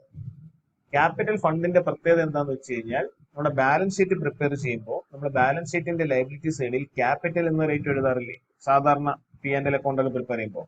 ഈ ക്യാപിറ്റലിന് നോൺ പ്രോഫിറ്റ് ഓർഗനൈസേഷൻ വിളിക്കുന്ന പേരാണ് ക്യാപിറ്റൽ ഫണ്ട്. അവർ ക്യാപിറ്റൽ ഫണ്ട് എന്ന് വിളിക്കാറുണ്ട്. ഇപ്പൊ ഇവിടെ പറഞ്ഞേക്കുന്നത് ക്യാപിറ്റൽ ഫണ്ട് കണ്ടുപിടിക്കാൻ. എങ്ങനെ ക്യാപിറ്റൽ ഫണ്ട് കണ്ടുപിടിക്കാൻ പറ്റും? ക്യാപിറ്റൽ ഫണ്ട് കണ്ടുപിടിക്കാൻ വളരെ എളുപ്പമാണ്. കാരണം ഒരു ബാലൻസ് ഷീറ്റ് നിങ്ങൾ വരച്ചു നോക്കിയാൽ മതി. ഈ ബാലൻസ് ഷീറ്റ് വരച്ചു നോക്കി ബാലൻസ് ഷീറ്റിന്റെ അസറ്റ് സൈഡും ലൈബിലിറ്റി സൈഡും ഉള്ള എമൗണ്ടുകളെല്ലാം എഴുതുക. അസറ്റ് സൈഡിലെ എമൗണ്ട്, ലൈബിലിറ്റി സൈഡിലെ എമൗണ്ട്. അസറ്റ് സൈഡിലെ എമൗണ്ട്, ലൈബിലിറ്റി സൈഡിലെ എമൗണ്ട് എല്ലാം എഴുതി തീരുമ്പോൾ ഈ ബാലൻസ് ഷീറ്റ് ടാലി ആകില്ല. അപ്പൊ ടാലി ആകാത്തത് കൊണ്ട് ഈ ബാലൻസ് ഷീറ്റ് നമ്മൾ ബാലൻസ് ചെയ്യുമ്പോൾ ഈ ലൈബിലിറ്റി സൈഡിൽ ഒരു ഡിഫറൻസ് വരും. ഈ ലൈബിലിറ്റി സൈഡിൽ വരുന്ന ഡിഫറൻസ് ആയിരിക്കും നമ്മുടെ ക്യാപിറ്റൽ ഫണ്ട്. ഒരു ബാലൻസ് ഷീറ്റ് വരച്ച് ഇതിൽ തന്നിരിക്കുന്ന അസറ്റ് ലൈബിലിറ്റി എല്ലാം എടുത്തൊന്നായിട്ട് എഴുതുക. അതിനുശേഷം ബാലൻസ് ഷീറ്റ് ടാലി ആക്കാൻ നോക്കുമ്പോൾ ലൈബിലിറ്റി സൈഡ് ഡിഫറൻസ് വരും. ആ ഡിഫറൻസ് വരുന്ന എമൗണ്ട് ആയിരിക്കും ക്യാപിറ്റൽ ഫണ്ട്. നമുക്ക് ബാലൻസ് ഷീറ്റിലേക്ക് വരാം. ഹെഡിങ് എഴുതാം, balance sheet. Balance sheet date ചെയ്ത 31/3/2018 as on 31/03/2018. ഇനി നമുക്ക് ബാലൻസ് ഷീറ്റിലേക്ക് വരാം. നമുക്കറിയാം ബാലൻസ് ഷീറ്റിന്റെ ഫോർമാറ്റ് ലയബിലിറ്റി സൈഡ് ഉണ്ടാവും, അസറ്റ് സൈഡ് ഉണ്ടാവും, പിന്നെ 2 സൈഡും എമൗണ്ട് കോളം ഉണ്ടാവും. ഒരു ബാലൻസ് ഷീറ്റ് ഇവിടെ കൊടുക്കാം. ഒരു ബാലൻസ് ഷീറ്റ് ഇവിടെ വന്നു. ഈ ബാലൻസ് ഷീറ്റിന്റെ ലയബിലിറ്റി സൈഡും അസറ്റ് സൈഡും കുറെ ഐറ്റംസ് ഉണ്ട്. ഇതെല്ലാം നമുക്ക് ഇനി 1 by 1 ആയിട്ട് എഴുതാം. ഞാൻ ചെറിയ ബാലൻസ് ഷീറ്റാണ് ഇവിടെ എഴുതിയിരിക്കുന്നത്. ചിലപ്പോൾ ഇതിനകത്ത് തികയില്ല, തികയാതെ വരുമ്പോൾ ചിലപ്പോൾ നമുക്ക് താഴോട്ട് എഴുതാം, അത് പ്രശ്നമില്ല. നമുക്ക് വരയ്ക്കുമ്പോൾ അതിനനുസരിച്ചുള്ളത് വരച്ചാൽ മതി. നോക്കി ഓരോരോ ഐറ്റം ആയിട്ട് നോക്കാം. നമ്മുടെ ക്വസ്റ്റ്യനിലെ ഫസ്റ്റ് ഐറ്റം ആണ് ഫർണിച്ചർ. ഫർണിച്ചറിന്റെ എമൗണ്ട് എത്രയാ പറഞ്ഞിരിക്കുന്നത്? ഫർണിച്ചറിന്റെ എമൗണ്ട് 50,000. നമുക്കറിയാം ഫർണിച്ചർ നമ്മുടെ അസറ്റ് ആണ്. അപ്പൊ അസറ്റ് സൈഡിൽ എഴുതേണ്ട ഫസ്റ്റ് ഐറ്റം ഫർണിച്ചർ. ഫർണിച്ചറിന്റെ എമൗണ്ട് 50,000. ഇനി രണ്ടാമത്തെ ഐറ്റം ബിൽഡിംഗ് ആണ്. ബിൽഡിംഗ് 40,000. അപ്പൊ അടുത്ത asset building. Building 40,000.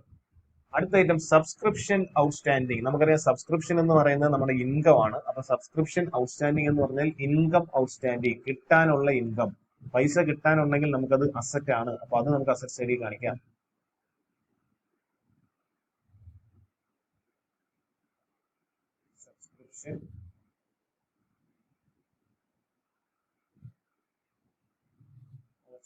Subscription outstanding എത്രയാ? 10,000.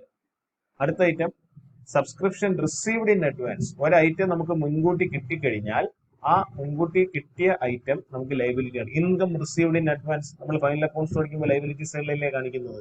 കിട്ടേണ്ട പൈസ മുൻകൂട്ടി കിട്ടിക്കഴിഞ്ഞാൽ അതിന്റെ സമയമാകുമ്പോൾ ഇനി ആ പൈസ കിട്ടില്ല. അപ്പൊ അത് ബാലൻസ് ഷീറ്റ് ലയബിലിറ്റി സൈഡ് കാണിക്കണം. അതാണ് അടുത്ത item subscription received in advance. Subscription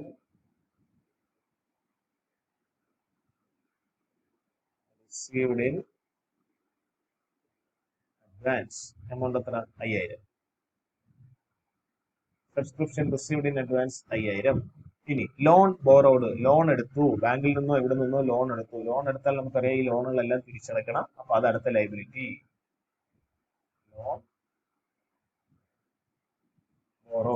loan borrowed എത്രയാ? 10,000. ഇൻവെസ്റ്റ്മെന്റ് നമുക്ക് അസറ്റ് ആണ്. ഇൻവെസ്റ്റ്മെന്റ് എല്ലാം അസറ്റ് സൈഡിൽ കാണിക്കുക. നമ്മൾ പുറത്ത് പൈസ കൊണ്ട് നിക്ഷേപിക്കുന്നതിന് വിളിക്കുന്ന പേരാണ് ഇൻവെസ്റ്റ്മെന്റ്. ഇൻവെസ്റ്റ്മെന്റ് എല്ലാം അസറ്റ് ആണ്. 20,000. ഇനി ക്യാഷ് ഇൻ ഹാൻഡും ഉണ്ട്, ക്യാഷ് ഇൻ ബാങ്കും ഉണ്ട്. അപ്പൊ ഇവിടെ സ്ഥലമില്ല, താഴോട്ട് എഴുതാം. Cash in hand, cash at bank. Cash in ഹാൻഡിന്റെ എമൗണ്ട് 4,000. ക്യാഷ് അറ്റ് ബാങ്കിന്റെ എമൗണ്ട് 6,000. അസറ്റ് സൈഡ് ഐറ്റംസ് എല്ലാം വന്നു. Building, furniture, subscription outstanding, investment, cash in hand, cash in bank. Liability സൈഡിൽ സബ്സ്ക്രിപ്ഷൻ റിസീവ്ഡ് ഇൻ അഡ്വാൻസ് വന്നു, loan borrowed വന്നു. ഇനി നമുക്ക് ഈ ബാലൻസ് ഷീറ്റ് ടാലിയേക്ക് നോക്കാം. അസറ്റ് സൈഡ് ആയിരിക്കും കൂടുതൽ. 50,000, 40,000, 10,000, 20,000, 4,000, 6,000. എല്ലാത്തിന്റെയും ടോട്ടൽ 1,30,000. ഇവിടെയും ടോട്ടൽ 1,30,000. ഇവിടെ ഡിഫറൻസ് വന്നു. ഈ ഡിഫറൻസ് വന്ന എമൗണ്ട് ആണ് നമ്മുടെ ക്യാപിറ്റൽ ഫണ്ട്. അത് ബാലൻസ് ചെയ്ത് കിട്ടിയ എമൗണ്ട് ആയതുകൊണ്ട് അറിയാൻ വേണ്ടി ഒരു ക്വസ്റ്റ്യൻ മാർക്ക്. ഇങ്ങനെ ഒരു ക്വസ്റ്റ്യൻ മാർക്ക് ബ്രാക്കറ്റ് ഇട്ടാൽ അതിന്റെ അർത്ഥം അത് ബാലൻസ് ചെയ്തപ്പോൾ കിട്ടിയ എമൗണ്ട് ആണെന്നാണ്. ഇതിന്റെ ഡിഫറൻസ് എത്ര വരും എന്ന് ചോദിച്ചു കഴിഞ്ഞാൽ 1,30,000 ഉണ്ട്. ഇവിടെ 10,000, 5,000 ചേർത്ത് 15,000 വന്നു. 1,30,000 നിന്ന് 15,000 പോയി കഴിഞ്ഞാൽ 1,15,000.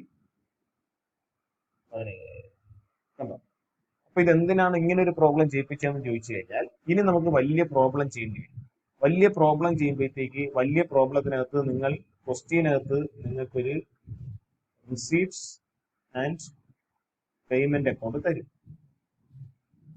ഈ റിസീപ്റ്റ് ആൻഡ് പേയ്മെന്റ് അക്കൗണ്ട് തന്നിട്ട് നിങ്ങളുടെ അടുത്ത് പറയും income and expenditure account prepare ചെയ്യണം. Income and expenditure account prepare ചെയ്യണമെങ്കിൽ നിങ്ങൾക്ക് റിസീപ്റ്റ് ആൻഡ് പേയ്മെന്റ് അക്കൗണ്ട് തന്നെ പറ്റുള്ളൂ. പിന്നെ ബാലൻസ് ഷീറ്റ് പ്രിപ്പയർ ചെയ്യണം. ഈ രണ്ട് സാധനങ്ങൾ പ്രിപ്പയർ ചെയ്യാൻ പറയും. ഈ രണ്ട് സാധനങ്ങൾ പ്രിപ്പയർ ചെയ്യാൻ പറയുമ്പോൾ അതിൽ ഈ ബാലൻസ് ഷീറ്റ് പ്രിപ്പയർ ചെയ്യണമെങ്കിൽ ബാലൻസ് ഷീറ്റിനകത്തുള്ള മെയിൻ ആയിട്ടുള്ള ഒരു ഐറ്റം ആണ് ക്യാപിറ്റൽ ഫണ്ട്. അതായത് നമ്മുടെ ക്യാപിറ്റൽ ഫണ്ട്. ഈ ഐറ്റം ചിലപ്പോൾ ക്വസ്റ്റ്യനിൽ തന്നിരിക്കില്ല. അപ്പൊ അങ്ങനെ വരുമ്പോൾ നിങ്ങൾ ആദ്യം ഏത് കണ്ടുപിടിക്കേണ്ടി വരും? ഈ ക്യാപിറ്റൽ ഫണ്ട് കണ്ടുപിടിക്കേണ്ടി വരും. ആ ക്യാപിറ്റൽ ഫണ്ട് കണ്ടുപിടിക്കാൻ വേണ്ടി നിങ്ങൾ ഇതുപോലൊരു ബാലൻസ് ഷീറ്റ് വരച്ച് നോക്കും. ഓപ്പണിംഗ് ബാലൻസ് ഷീറ്റ് എന്നാണ് നമ്മൾ അതിനെ വിളിക്കുന്നത്. ഓപ്പണിംഗ് ബാലൻസ് ഷീറ്റ് രണ്ടെണ്ണം ഉണ്ട്. ഓപ്പണിംഗ് ബാലൻസ് ഷീറ്റും ഉണ്ട്, ക്ലോസിംഗ് ബാലൻസ് ഷീറ്റും ഉണ്ട്. വലിയ വ്യത്യാസമൊന്നുമില്ല. വർഷത്തിന്റെ തുടക്കം വരയ്ക്കുന്ന ബാലൻസ് ഷീറ്റ് ആണെങ്കിൽ അത് ഓപ്പണിംഗ് ബാലൻസ് ഷീറ്റ്, വർഷത്തിന്റെ അവസാനം വരയ്ക്കുന്ന ബാലൻസ് ഷീറ്റ് ആണെങ്കിൽ അത് ക്ലോസിംഗ് ബാലൻസ് ഷീറ്റ്. അപ്പൊ ഓപ്പണിംഗ് ബാലൻസ് ഷീറ്റ് നമ്മൾ വരച്ചിട്ട് ആ ഓപ്പണിംഗ് ബാലൻസ് ഷീറ്റിൽ ഇനി ഒരു കാര്യം ശ്രദ്ധിക്കേണ്ടത്, ഇതിപ്പോ ക്ലോസിംഗ് ബാലൻസ് ഷീറ്റാണ്, അതായത് 31 മാർച്ച്. ഓപ്പണിംഗ് ബാലൻസ് ഷീറ്റ് വരയ്ക്കുമ്പോൾ ഇതിനകത്ത് എഴുതേണ്ട എമൗണ്ടുകളെല്ലാം ഓപ്പണിംഗിലെ എമൗണ്ട് എഴുതാവും. ക്ലോസിംഗ് ബാലൻസ് ഷീറ്റ് ആണ് വരയ്ക്കുന്നതെങ്കിൽ ഇതിനകത്ത് എഴുതുന്ന എമൗണ്ടുകളെല്ലാം ക്ലോസിംഗിലെ എമൗണ്ട് എഴുതാവും. അതാണ് വ്യത്യാസം. അങ്ങനെ ഒരു ഓപ്പണിംഗ് ബാലൻസ് ഷീറ്റ് നമ്മൾ വരച്ച് ക്വസ്റ്റ്യനിൽ കുറെ ഓപ്പണിംഗിൽ ഐറ്റം തന്നിരിക്കും, കുറെ ഓപ്പണിംഗിലെ അസറ്റ്, കുറെ ഓപ്പണിംഗിലെ ലൈബിലിറ്റി എല്ലാം തന്നിരിക്കും. ഈ ഓപ്പണിംഗിലെ അസറ്റും ഈ ഓപ്പണിംഗിലെ ലൈബിലിറ്റിയും എല്ലാം എടുത്തിട്ട് ഒരു ഓപ്പണിംഗ് ബാലൻസ് ഷീറ്റ് വരയ്ക്കുമ്പോൾ ഇതേപോലെ ലൈബിലിറ്റി സൈഡിൽ ഡിഫറൻസ് വരും. അപ്പൊ ആ എമൗണ്ട് ആയിരിക്കും ക്യാപിറ്റൽ ഫണ്ട്. അങ്ങനെ ഓപ്പണിംഗ് ബാലൻസ് ഷീറ്റ് ഉപയോഗിച്ചുകൊണ്ട് ആദ്യം നമ്മൾ ഈ ക്യാപിറ്റൽ ഫണ്ടിന്റെ എമൗണ്ട് കണ്ടുപിടിക്കും. എന്നിട്ടാണ് ഇൻകം ആൻഡ് എക്സ്പെൻഡിച്ചർ അക്കൗണ്ടും ക്ലോസിംഗിലെ ബാലൻസ് ഷീറ്റും വരയ്ക്കുന്നത്. ഇനി ഈ ക്ലോസിംഗിലെ ബാലൻസ് ഷീറ്റിൽ ക്യാപിറ്റൽ ഫണ്ടായിട്ട് നിങ്ങൾക്ക് ഏത് എമൗണ്ട് എടുക്കാം? ഓപ്പണിംഗ് ബാലൻസ് ഷീറ്റിൽ നിങ്ങൾക്ക് ഈ എമൗണ്ട് ക്യാപിറ്റൽ ഫണ്ടായിട്ട് എടുക്കാം. ഇനി ബാലൻസ് ഷീറ്റിനകത്ത് ക്യാപിറ്റൽ ഫണ്ട് എഴുതുമ്പോൾ ശ്രദ്ധിക്കേണ്ട ഒരു കാര്യം, balance ഷീറ്റിനകത്ത്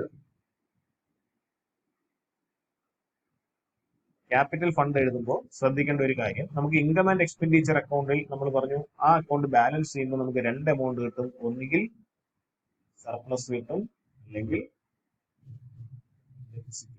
income and expenditure account balance ചെയ്താൽ ഒന്നുകിൽ സർപ്ലസ് കിട്ടും, അല്ലെങ്കിൽ ഡെഫിസിറ്റ് കിട്ടും. ഇനി സർപ്ലസ് ആണ് കിട്ടുന്നതെങ്കിൽ അത് നമ്മുടെ ട്രേഡിംഗ് കൺസേൺസിലെ നെറ്റ് പ്രോഫിറ്റിന് ഈക്വൽ ആയിട്ടുള്ള ഒരു എമൗണ്ട് ആണ്. ഇനി ഡെഫിസിറ്റ് ആണ് കിട്ടുന്നതെങ്കിൽ അത് നമ്മുടെ നെറ്റ് ലോസിന് ഈക്വൽ ആയിട്ടുള്ള ഒരു എമൗണ്ട്. ഒന്ന് ഓർത്ത് നോക്കി, നമ്മൾ ഫൈനൽ അക്കൗണ്ട്സ് പ്രിപ്പയർ ചെയ്യുമ്പോൾ നെറ്റ് പ്രോഫിറ്റ് ആണ് കിട്ടുന്നതെങ്കിൽ നമ്മളത് ക്യാപിറ്റലിലൂടെ എന്ത് ചെയ്യും? ആഡ് ചെയ്യും. നെറ്റ് ലോസ് ആണ് കിട്ടുന്നതെങ്കിൽ നമ്മൾ ക്യാപിറ്റൽ ചെയ്യുന്നതിന് എന്ത് ചെയ്യും? ലെസ് ചെയ്യും. അതേപോലെ തന്നെ ഇവിടെയും ഇൻകം ആൻഡ് എക്സ്പെൻഡിച്ചർ അക്കൗണ്ട് വരച്ചിട്ടാണ് നിങ്ങൾ ബാലൻസ് ഷീറ്റ് വരയ്ക്കുന്നത്. ഇൻകം ആൻഡ് എക്സ്പെൻഡിച്ചർ അക്കൗണ്ട് വരച്ചിട്ട് ബാലൻസ് ഷീറ്റ് വരയ്ക്കുമ്പോൾ ഇൻകം ആൻഡ് എക്സ്പെൻഡിച്ചർ അക്കൗണ്ടിൽ നിങ്ങൾക്ക് സർപ്ലസ് ആണ് കിട്ടുന്നതെങ്കിൽ അത് നിങ്ങൾ ക്യാപിറ്റൽ ഫണ്ടിന്റെ കൂടെ എന്ത് ചെയ്യണം? ആഡ് ചെയ്യണം. മനസ്സിലായോ? ഡെഫിസിറ്റ് ആണ് കിട്ടുന്നതെങ്കിൽ അത് നിങ്ങൾ ക്യാപിറ്റൽ ഫണ്ടിൽ നിന്ന് എന്ത് ചെയ്യും വേണം? ലെസ് ചെയ്യും വേണം. ആ നെറ്റ് പ്രോഫിറ്റ് നെറ്റ് ലോസ് നമ്മൾ ക്യാപിറ്റലിലൂടെ കൂട്ടുകയും കുറയ്ക്കുകയും ചെയ്യുന്നത് പോലെ തന്നെ ഈ സർപ്ലസും ഈ ഡെഫിസിറ്റും നിങ്ങൾ ക്യാപിറ്റൽ ഫണ്ടിന്റെ കൂടെ ആഡ് ചെയ്യും, ലെസ് ചെയ്യും. ഇങ്ങനെയാണ് ഒരു ബാലൻസ് ഷീറ്റ്. ഇനി നമുക്ക് ഒരു ഇൻകം ആൻഡ് എക്സ്പെൻഡിച്ചർ അക്കൗണ്ടും ബാലൻസ് ഷീറ്റും രണ്ടും കൂടെ ഒരുമിച്ച് വരുന്ന ഒരു പ്രോബ്ലം നോക്കുക. From the following receipt and payment account of Friends Football Club for the year ending 31st March 2017, prepare income and expenditure account for the year ending 31st March 2017 and the balance sheet as on that date. അപ്പോൾ income and expenditure അക്കൗണ്ടും prepare ചെയ്യണം, ഒരു balance ഷീറ്റും prepare ചെയ്യണം. നമുക്ക് income and expenditure account എഴുതാം, എന്നിട്ട് ഓരോ ഐറ്റമായിട്ട് വായിച്ച് അതങ്ങ് എക്സ്പ്ലെയിൻ ചെയ്തു. ആദ്യത്തെ ഹെഡിങ് എഴുതാം, income and expenditure. Income and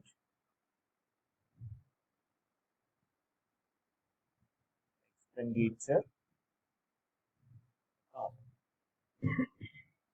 income and expenditure അക്കൗണ്ടിന്റെ ഫോർമാറ്റ് നമുക്കറിയാം. എങ്ങനെയാണ് ഇൻകം ആൻഡ് എക്സ്പെൻഡിച്ചർ അക്കൗണ്ടിന്റെ ഫോർമാറ്റ്? ഒരു എക്സ്പെൻഡിച്ചർ എമൗണ്ട്, ഇൻകം എമൗണ്ട്, ശരിയല്ലേ? ഇനി income and expenditure account prepare ചെയ്യുമ്പോൾ ശ്രദ്ധിക്കേണ്ട കാര്യങ്ങളൊക്കെ ഓർമ്മയുണ്ടല്ലോ. Income and expenditure account prepare ചെയ്യുമ്പോൾ തന്നിരിക്കുന്ന റിസീപ്റ്റ് ആൻഡ് പേയ്മെന്റ് അക്കൗണ്ടിൽ നിന്ന് റവന്യൂ ഐറ്റംസ് മാത്രമേ എന്ത് ചെയ്യാവൂ? എടുക്കാവൂ. ഒരു ഇൻകം ആൻഡ് എക്സ്പെൻഡിച്ചർ അക്കൗണ്ട് ഇവിടെ ഉണ്ട്. ഇനി നമുക്ക് ഈ ഇൻകം ആൻഡ് എക്സ്പെൻഡിച്ചർ അക്കൗണ്ടിനകത്തുള്ള ഓരോരോ ഐറ്റംസ് ആയിട്ട് എഴുതാം. ഒരു കാര്യം ചെയ്യാം, തൊട്ട് താഴെ ഒരു ബാലൻസ് ഷീറ്റും കൂടെ നമുക്കൊന്ന് ഇട്ടേക്കാം. തൊട്ട് താഴെ ഒരു ബാലൻസ് ഷീറ്റും കൂടെ ഇട്ടേക്കാം. എന്തിനാന്ന് വെച്ച് കഴിഞ്ഞാൽ ഇത് രണ്ടും കൂടെ ഒരുമിച്ച് നമുക്ക് വരച്ചു, അപ്പൊ ചെയ്യാൻ കുറച്ചുകൂടെ എളുപ്പമായിരിക്കും. ഇപ്പോൾ ഇൻകം ആൻഡ് എക്സ്പെൻഡിച്ചർ അക്കൗണ്ടും ഒരു ബാലൻസ് ഷീറ്റ്. അപ്പൊ ബാലൻസ് ഷീറ്റ് നമുക്ക് ഹെഡിങ് ഒക്കെ കൊടുക്കാം.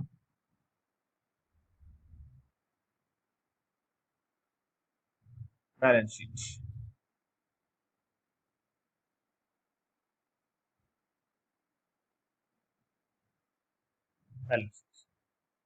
നോക്കാം. First item receipt and payment അക്കൗണ്ടിൽ ഫസ്റ്റ് ഐറ്റം ആണ് ബാലൻസ് ബ്രോട്ട് ഡൗൺ. ഡെബിറ്റ് സൈഡിൽ first item balance brought down, അതായത് ക്യാഷും ബാങ്കും. റിസിപ്റ്റ് ആൻഡ് പേയ്മെന്റ് അക്കൗണ്ടിൽ ഓപ്പണിംഗിൽ കിടക്കുന്ന ക്യാഷും ബാങ്കും എന്ന് പറയുന്നത് ഓപ്പണിംഗിലെ ക്യാഷിന്റെ എമൗണ്ട് ആണ്. ഓപ്പണിംഗിലെ ക്യാഷിന്റെ എമൗണ്ട് ഒന്നും നമുക്ക് ഈ ബാലൻസ് ഷീറ്റിൽ കാണിക്കണ്ട, കാരണം ഇത് ക്ലോസിംഗിലെ ബാലൻസ് ഷീറ്റ് ആണ് നമ്മൾ വരയ്ക്കാൻ പോകുന്നത്. ഡേറ്റ് വേണമെങ്കിൽ ഇവിടെ കൊടുക്കാം, 31st March 2017. അപ്പൊ ക്ലോസിംഗിലെ ബാലൻസ് ഷീറ്റ് വരയ്ക്കുന്നത് നമുക്ക് ക്ലോസിംഗിലെ എമൗണ്ടുകൾ മാത്രം എഴുതിയാൽ മതി, ഓപ്പണിംഗിലെ എമൗണ്ട് എഴുതണ്ട. ഓപ്പണിംഗ് ക്യാഷ് ആണ് ഡെബിറ്റ് സൈഡിൽ കിടക്കുന്ന ഒന്നാമത്തെ ഐറ്റം. ഇനി ഇതേ റിസീപ്റ്റ് സൈഡിൽ രണ്ടാമതൊരു ഐറ്റം കിടപ്പുണ്ട്, സബ്സ്ക്രിപ്ഷൻ. സബ്സ്ക്രിപ്ഷൻ എന്ന് പറഞ്ഞാൽ നമുക്കറിയാം നമ്മുടെ ഇൻകം ആണ്. അപ്പൊ നേരെ നമുക്ക് ഇൻകം ആൻഡ് എക്സ്പെൻഡിച്ചർ അക്കൗണ്ടിന്റെ ഇൻകം സൈഡിൽ ഒന്നാമത്തെ ഐറ്റം എഴുതാം, സബ്സ്ക്രിപ്ഷൻ. എത്ര സബ്സ്ക്രിപ്ഷന്റെ എമൗണ്ട്? 5000. അതിന് അഡ്ജസ്റ്റ്മെന്റ് ഉണ്ട്, അതുകൊണ്ട് ഞാൻ ഇന്നർ കോളത്തിൽ 5000 എഴുതി. ഇനി അഡ്ജസ്റ്റ്മെന്റിലേക്ക് വന്നേ.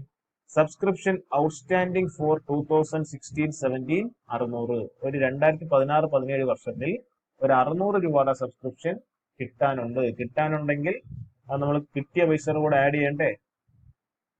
Add outstanding. കിട്ടിയ പൈസയും കിട്ടാനുള്ള പൈസയും എല്ലാം കൂടെ കൂട്ടി ഒരുമിച്ച് വേണം അക്കൗണ്ടിൽ കാണിക്കാൻ. എത്ര രൂപ ഔട്ട്സ്റ്റാൻഡിംഗ്? 600 രൂപ. ഇപ്പം ടോട്ടൽ എത്ര വരും? 5600. ഒരു കാര്യം ചെയ്യാം, ഈ അഡ്ജസ്റ്റ്മെന്റിൽ കിടക്കുന്ന സാധനങ്ങൾ രണ്ട് സ്ഥലത്ത് വരും, ശരിയല്ലേ? ബാലൻസ് ഷീറ്റിലും വരും, നമ്മുടെ മെയിൻ അക്കൗണ്ടിലും വരും. നമ്മൾ ഫൈനൽ അക്കൗണ്ട് പഠിക്കുമ്പോൾ അങ്ങനെയാണ്. അപ്പൊ നമുക്ക് ഈ അഡ്ജസ്റ്റ്മെന്റ് വന്ന ഈ സബ്സ്ക്രിപ്ഷൻ ഔട്ട്സ്റ്റാൻഡിങ്ങിന്റെ ഒരു ട്രീറ്റ്മെന്റ് കഴിഞ്ഞു, ഇൻകം ആൻഡ് എക്സ്പെൻഡിച്ചർ അക്കൗണ്ടിൽ വന്നു. അപ്പൊ ഒരു ടിക്കറ്റ് കൊടുത്തു. ഇനി ഇതേ ഐറ്റം എവിടെയും വരണം, ബാലൻസ് ഷീറ്റിലും വരണം. ഇനി നോക്കിയത് ബാലൻസ് ഷീറ്റ് ഏത് സൈഡ് വരുമെന്ന്, സബ്സ്ക്രിപ്ഷൻ ഔട്ട്സ്റ്റാൻഡിംഗ് എന്ന് പറഞ്ഞു കഴിഞ്ഞാൽ കിട്ടാനുള്ള പൈസയല്ലേ. കിട്ടാനുള്ള പൈസകളെല്ലാം നമുക്ക് എന്താണ്, അസറ്റ് ആണ്. അപ്പൊ നേരെ അസറ്റ് സൈഡിൽ വന്നിട്ട് ഫസ്റ്റ് ഐറ്റം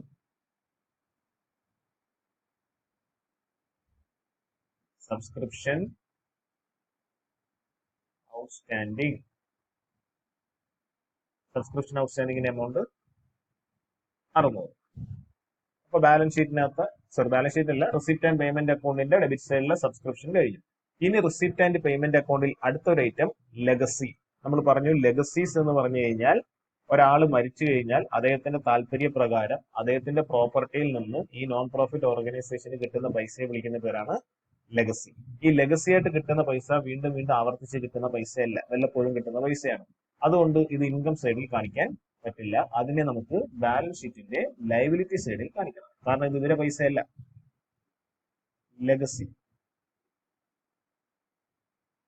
ലെഗസിയുടെ എമൗണ്ട് എത്രയാ, 6000. ഇനി ലയബിലിറ്റി സൈഡിൽ അടുത്തായിട്ട് കളക്ഷൻ ഫോർ സ്പെഷ്യൽ ഡിന്നർ. ഒരു സ്പെഷ്യൽ ഡിന്നർ നടത്തിയിട്ട് അതിന് എന്ത് കിട്ടി, കളക്ഷൻ കിട്ടി. കളക്ഷൻ കിട്ടിക്കഴിഞ്ഞാൽ ഇൻകം അല്ലേ. അപ്പൊ നേരെ സൈഡിൽ കളക്ഷൻ ഫോർ സ്പെഷ്യൽ ഡിന്നർ. എത്ര എമൗണ്ട്, 2000. അപ്പൊ റിസീപ്റ്റ് സൈഡിലെ ഐറ്റംസ് എല്ലാം എടുത്തു. ഇനി നമുക്ക് പേയ്മെന്റ് സൈഡിലേക്ക് വരാം. പേയ്മെന്റ് സൈഡിൽ ഒന്നാമത്തെ ഐറ്റം ഏതാ, ഫർണിച്ചർ. ഫർണിച്ചറിന്റെ എമൗണ്ട് എത്രയാ, 7000. റിസിപ്റ്റ് ആൻഡ് പേയ്മെന്റ് അക്കൗണ്ടിന്റെ പേയ്മെന്റ് സൈഡിൽ 7000 എന്നൊരു ഫർണിച്ചറിന്റെ എമൗണ്ട് വന്നാൽ അതിന്റെ അർത്ഥം എന്താ, 7000 രൂപ ഫർണിച്ചർ കൊടുത്തെന്നില്ലേ നമ്മൾ. അതായത് 7000 രൂപ കൊടുത്ത് ഫർണിച്ചർ മേടിച്ചു എന്നാണ് അതിന്റെ അർത്ഥം. അപ്പൊ ഈ വർഷം നമ്മൾ 7000 രൂപയുടെ ഫർണിച്ചർ എന്ത് ചെയ്തിട്ടുണ്ട്, മേടിച്ചിട്ടുണ്ട്. ഇനി അഡ്ജസ്റ്റ്മെന്റിൽ ഒന്നാമത്തെ അഡ്ജസ്റ്റ്മെന്റ് നോക്കിയേ, the club had furniture of 12,000 on 1st April. 1st Aprilൽ എത്ര രൂപയുടെ ഫർണിച്ചർ ഉണ്ട്, 12,000 രൂപയുടെ ഫർണിച്ചർ ഉണ്ടെന്ന്. വർഷത്തിന്റെ തുടക്കം 1st April. ഇപ്പൊ നമ്മൾ എത്ര രൂപയുടെ ഫർണിച്ചർ കൂടെ മേടിച്ചു, 7000 രൂപയുടെ ഫർണിച്ചർ കൂടി മേടിച്ചു. അപ്പൊ 12,000 ഫർണിച്ചർ നമ്മുടെ കയ്യിലുണ്ട്.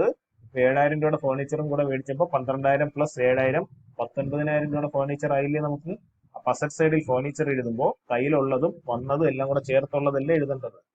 ഫർണിച്ചർ കയ്യിൽ എത്ര ഉണ്ടായിരുന്നു, ഓൾറെഡി 12,000 പ്ലസ് ഇപ്പൊ എത്ര രൂപയുടെ ഫർണിച്ചർ മേടിച്ചു, 7000 രൂപയുടെ ഫർണിച്ചർ മേടിച്ചു. അങ്ങനെ ടോട്ടൽ എത്ര രൂപയുടെ ഫർണിച്ചറായി, 19,000 രൂപയുടെ ഫർണിച്ചറായി. പിന്നെ ഇഗ്നോർ ഡിപ്രീസിയേഷൻ. ഡിപ്രീസിയേഷൻ എടുക്കണ്ടാന്ന്, ഇല്ലെങ്കിൽ ഇപ്പൊ ഡിപ്രീസിയേഷനെ കണ്ടുപിടിച്ചിരുന്നത് കുറയ്ക്കേണ്ടി വന്നേനെ. ഓക്കെ, അതെന്തായാലും വിട്ടേക്കാം. Sports material purchased. അടുത്ത ഐറ്റം സ്പോർട്സ് മെറ്റീരിയൽ എന്ത് ചെയ്തു, പർച്ചേസ് ചെയ്തു. ഇനി സ്പോർട്സ് മെറ്റീരിയൽ പർച്ചേസ് ചെയ്യുമ്പോൾ ശ്രദ്ധിക്കേണ്ടത്, ഇവിടെ ഒരു അഡ്ജസ്റ്റ്മെന്റ് നടക്കുന്നത്. Stock of sports material on 31/3/2017. അവിടെ ശ്രദ്ധിക്കേണ്ട ഒരു കാര്യം എന്താന്ന് വെച്ച് കഴിഞ്ഞാൽ 31/3/2017 എന്ന് പറഞ്ഞാൽ വർഷത്തിന്റെ അവസാനം നിങ്ങളുടെ കയ്യിൽ എത്ര രൂപയുടെ സ്റ്റോക്ക് ഉണ്ട്, 100 രൂപയുടെ സ്റ്റോക്ക് ഉണ്ട്. ഇതിന്റെ പേരാണ് ക്ലോസിംഗ് സ്റ്റോക്ക്. ഇതല്ലേ, വർഷത്തിന്റെ അവസാനം നിങ്ങളുടെ കയ്യിൽ സ്റ്റോക്ക് ആയിട്ടിരിക്കുന്ന സാധനത്തിന്റെ പേരാണ് ക്ലോസിംഗ് സ്റ്റോക്ക്. ഇനി സ്പോർട്സ് മെറ്റീരിയൽ പർച്ചേസ്. ഈ വർഷം നിങ്ങൾ എത്ര രൂപയുടെ മെറ്റീരിയൽ പർച്ചേസ് ചെയ്തു, 800 രൂപയുടെ മെറ്റീരിയൽ പർച്ചേസ് ചെയ്തു. ഇനി വർഷത്തിന്റെ തുടക്കം വല്ലത് നിങ്ങളുടെ കയ്യിൽ ഇത്ര രൂപയുടെ സ്റ്റോക്ക് ഓഫ് മെറ്റീരിയൽ ഉണ്ടെന്ന് വല്ലതും പറയുന്നുണ്ടോ, അത് പറയുന്നില്ല. അപ്പം വർഷത്തിന്റെ അവസാനം നിങ്ങളുടെ കയ്യിൽ 100 രൂപയുടെ സ്റ്റോക്ക് ഉണ്ട്. നിങ്ങൾ ഈ വർഷം 800 രൂപയുടെ സ്റ്റോക്ക് എന്ത് ചെയ്തു, പർച്ചേസ് ചെയ്തു. ഇനി നമുക്കിത് രണ്ടും കൂടെ ഒന്ന് ഒരുമിച്ചൊന്ന് വായിച്ചു നോക്കാം എങ്ങനെ വരുമെന്ന്. ശ്രദ്ധിച്ചോണം. 800 രൂപയുടെ സ്റ്റോക്ക് നിങ്ങൾ ഈ വർഷം പർച്ചേസ് ചെയ്തു, ശരിയല്ലേ. 800 രൂപയുടെ സ്റ്റോക്ക് നിങ്ങൾ ഈ വർഷം പർച്ചേസ് ചെയ്തതിൽ ഒരു 100 രൂപയുടെ സ്റ്റോക്ക് നിങ്ങളുടെ കയ്യിൽ മിച്ചം ഇരിപ്പുണ്ട്. അതിന്റെ അർത്ഥം എത്ര രൂപയുടെ സ്റ്റോക്ക് നിങ്ങൾ ഉപയോഗിച്ചു, 700 രൂപയുടെ സ്റ്റോക്ക് നിങ്ങൾ ഉപയോഗിച്ചു.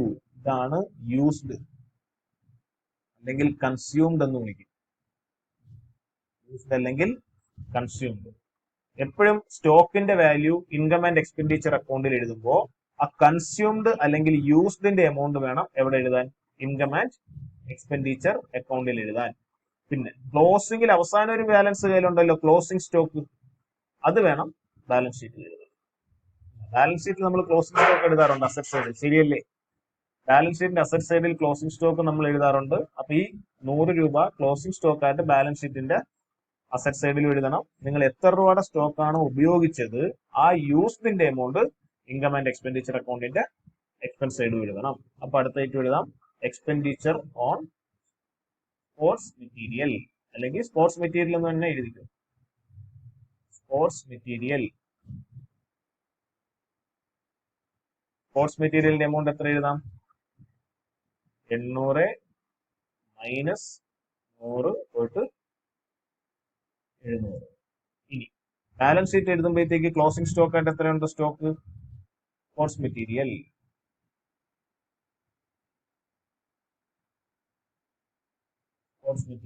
എത്രയാ സ്പോർട്സ് മെറ്റീരിയലിന്റെ എമൗണ്ട്? 100. ക്ലോസിംഗ് സ്റ്റോക്ക് ശരിയല്ലേ? Closing stock 100. അപ്പൊ അത് കഴിയും. ഇനി അടുത്തായിട്ട് എഴുതാം സ്പെഷ്യൽ ഡിന്നർ എക്സ്പെൻസ്. അപ്പൊ അടുത്തായിട്ട് എഴുതാം ഡിന്നർ എക്സ്പെൻസ്. സ്പെഷ്യൽ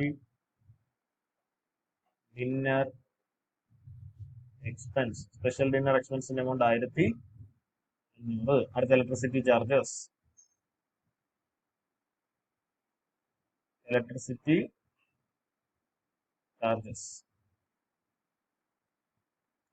തൊള്ളായിരം. ഇനി ബാലൻസ് ക്യാരി ഡൗൺ എന്ന് പറഞ്ഞ് ലാസ്റ്റ് ഒരു എമൗണ്ട് ഉണ്ട് ക്യാഷ് ഇൻ ഹാൻഡും ക്യാഷ് ഇൻ ബാങ്കും. അതാണ് നമ്മുടെ ക്ലോസിംഗില് ക്യാഷ് ഇൻ ഹാൻഡും ക്യാഷ് ഇൻ ബാങ്കും. അതാണ് അസറ്റ് സൈഡിൽ എഴുതേണ്ട ക്യാഷ് ഇൻ ഹാൻഡും ക്യാഷ് ഇൻ ബാങ്കും. Cash in hand cash at bank. എത്രയൊക്കെ എമൗണ്ട്? 1800 12,000. അപ്പൊ 6,000 600 19,000 100 1800 12,000.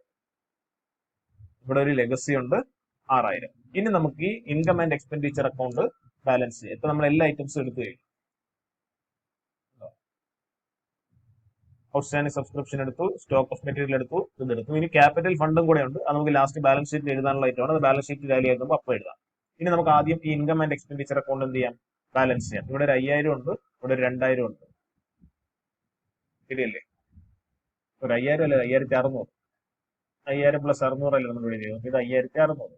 അപ്പൊ 5,600 ഉണ്ട്, 2,000 ഉണ്ട്. അപ്പൊ ഈ സൈഡാണ് കൂടുതൽ. അപ്പൊ ടോട്ടല് 7,600. ഇവിടെയും ടോട്ടൽ 7,600. ഇവിടെ ഡിഫറൻസ് എത്ര വരും നോക്കി? ഒരു 4,500 രൂപയുടെ ഡിഫറൻസ് വരും. ഈ സൈഡ് ഡിഫറൻസ് വന്നാൽ അതിന്റെ പേര് സർപ്ലസ്. ഇനി ലയബിലിറ്റി സൈഡിൽ നമുക്ക് ഒരു ഐറ്റം കൂടെ എഴുതാനുണ്ട്, ക്യാപിറ്റൽ ഫണ്ട്. ക്യാപിറ്റൽ ഫണ്ടിന്റെ എമൗണ്ട് എത്രയാ? 23,000. ഇനി ഈ ക്യാപിറ്റൽ ഫണ്ടിന്റെ എമൗണ്ടിന്റെ കൂടെ നമ്മൾ നേരത്തെ പറഞ്ഞു സർപ്ലസ് വന്നാൽ ആഡ് ചെയ്യണം, ഡെഫിസിറ്റ് വന്നാൽ ലെസ് ചെയ്യണം. ഇവിടെ സർപ്ലസ് ആണ് കിട്ടിയത്. അപ്പൊ ഈ സർപ്ലസ് നമുക്ക് ഇവിടെ എന്ത് ചെയ്യാം? ആഡ് ചെയ്യാം. Add surplus. എത്ര സർപ്ലസിന്റെ എമൗണ്ട്? 4,500. ഇത് രണ്ടും കൂടെ ആഡ് ചെയ്യുമ്പോൾ എത്ര വരും? 23,000. 4,500 കൂടെ ആഡ് ചെയ്യുമ്പോൾ 27,500. 27,500. ഇവിടെ ഒരു 6,000. അപ്പൊ 33,500. ഇപ്പുറത്ത് 600 19,000 100 1,800 12,000. അതും 33. ബാലൻസ് ഷീറ്റ് ടാലി ആയി. രണ്ട് സൈഡ്.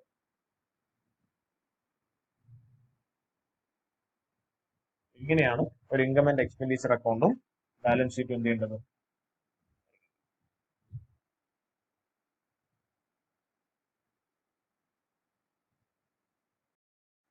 നമുക്ക് ഓപ്പണിംഗ് ബാലൻസ് ഷീറ്റും ഇൻകം ആൻഡ് എക്സ്പെൻഡിച്ചർ അക്കൗണ്ടും ബാലൻസ് ഷീറ്റും എല്ലാം ക്ലോസിംഗ് ബാലൻസ് ഷീറ്റും എല്ലാം ഒരുമിച്ച് വരയ്ക്കുന്ന ഒരു പ്രോബ്ലം ചെയ്യാം. ഈ ഒരു പ്രോബ്ലം കൂടെ ആകുമ്പോൾ ഇതിനകത്തുള്ള എല്ലാ ടൈപ്പ് പ്രോബ്ലവും പിന്നെ കുറച്ച് ക്വസ്റ്റ്യൻസ് ഞാൻ തരാം, നിങ്ങൾ സ്വന്തമായിട്ട് വർക്ക്ഔട്ട് ചെയ്ത് നോക്കിയാൽ.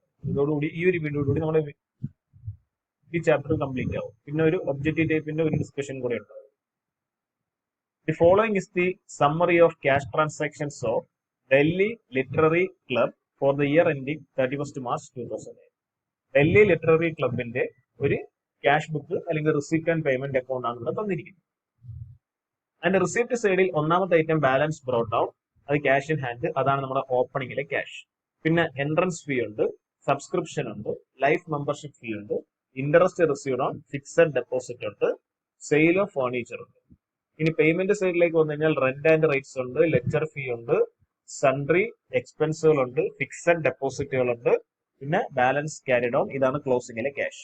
പിന്നെ അഡീഷണൽ ഇൻഫർമേഷൻ പറഞ്ഞിരിക്കുന്നത് at the beginning of the year, വർഷത്തിന്റെ തുടക്കം, ദി ക്ലബ് പൊസസ്ഡ്, ക്ലബിന്റെ കയ്യിലുണ്ട് book worth ₹20,000 and furniture worth ₹40,000. 40,000 രൂപയുടെ ഫർണിച്ചറും 20,000 രൂപയുടെ ബുക്കും ഓപ്പണിംഗിൽ ഈ സ്ഥാപനത്തിന്റെ കയ്യിലുണ്ട്. Subscription received in advance during the year, അപ്പൊ മുൻകൂട്ടി കിട്ടിയ സബ്സ്ക്രിപ്ഷൻ, അതായത് subscription received in advance 1000. Prepare income and expenditure account of the club for the year ending 31st March 2019 and balance sheet as on that time. Income and expenditure അക്കൗണ്ടും balance sheet വരയ്ക്കാൻ പറഞ്ഞിരിക്കുക. അപ്പൊ balance sheet വരയ്ക്കുമ്പോൾ നമുക്ക് balance ഷീറ്റിൽ main ആയിട്ട് വേണ്ട ഒരു സാധനമാണ് capital fund.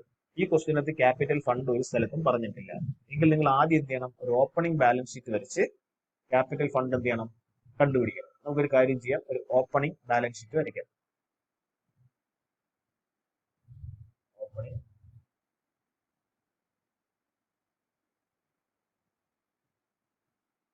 Opening balance sheet. Opening balance sheet വരയ്ക്കുമ്പോൾ ഓപ്പണിംഗ് ബാലൻസ് ഷീറ്റ് നമ്മുടെ ക്ലോസിംഗ് ബാലൻസ് ഷീറ്റ് പോലെ തന്നെയാണ്. അതിന് അസറ്റും ലയബിലിറ്റിയും എമൗണ്ടുകളെല്ലാം ഉള്ള സാധാ ഒരു ബാലൻസ് ഷീറ്റ് തന്നെയാണ് അവിടെയും വരയ്ക്കേണ്ടത്. പിന്നെ വ്യത്യാസം എന്താന്ന് വെച്ച് കഴിഞ്ഞാൽ ഇവിടെ നമ്മൾ എഴുതേണ്ട എമൗണ്ട് ഓപ്പണിംഗിൽ എമൗണ്ട് ആണെന്ന് മാത്രമേ ഉള്ളൂ. അപ്പൊ ആ ഒരു കാര്യം മാത്രം ശ്രദ്ധിച്ചാൽ മതി. ഓപ്പണിംഗിൽ എമൗണ്ട് മാത്രമേ എഴുതാവൂ. ഓപ്പണിംഗ് ബാലൻസ് ഷീറ്റിൽ നമുക്ക് എഴുതാൻ പറ്റുന്ന ഒന്നാമത്തെ ഐറ്റം, ഈ റിസീപ്റ്റ് ആൻഡ് പേയ്മെന്റ് അക്കൗണ്ടിന്റെ റിസീപ്റ്റ് സൈഡിലുള്ള ഫസ്റ്റ് ഐറ്റം ആണ് ഓപ്പണിംഗ് ക്യാഷ്. അത് തന്നെ നമുക്ക് ആദ്യം എഴുതാം, ക്യാഷ്.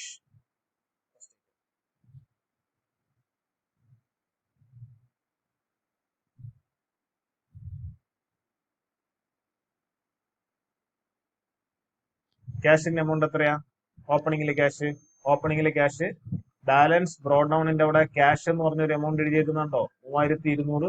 അതാണ് നമ്മുടെ ഓപ്പണിംഗിലെ ക്യാഷ്. അതാണ് നമ്മൾ എഴുതേണ്ട ആദ്യത്തെ ഐറ്റം, ക്യാഷ്. 3200. ഇനി വല്ല ഓപ്പണിംഗിലെ ഐറ്റംസ് നമ്മുടെ കയ്യിലുണ്ടോ എന്ന് കൂടി നോക്കണം. നോക്കി, അഡ്ജസ്റ്റ്മെന്റിലേക്ക് വരികയാണെങ്കിൽ at the beginning of the year ക്ലബിന്റെ കയ്യിൽ 20,000 രൂപയുടെ ബുക്കും 40,000 രൂപയുടെ ഫർണിച്ചറും ഉണ്ട്. അത് ഓപ്പണിംഗിലെ 2 അസറ്റുകളാണ്. അപ്പൊ അടുത്തായിട്ട് എഴുതാം, ബുക്കിന്റെ എമൗണ്ട് എത്രയാ? 20,000. അടുത്തത്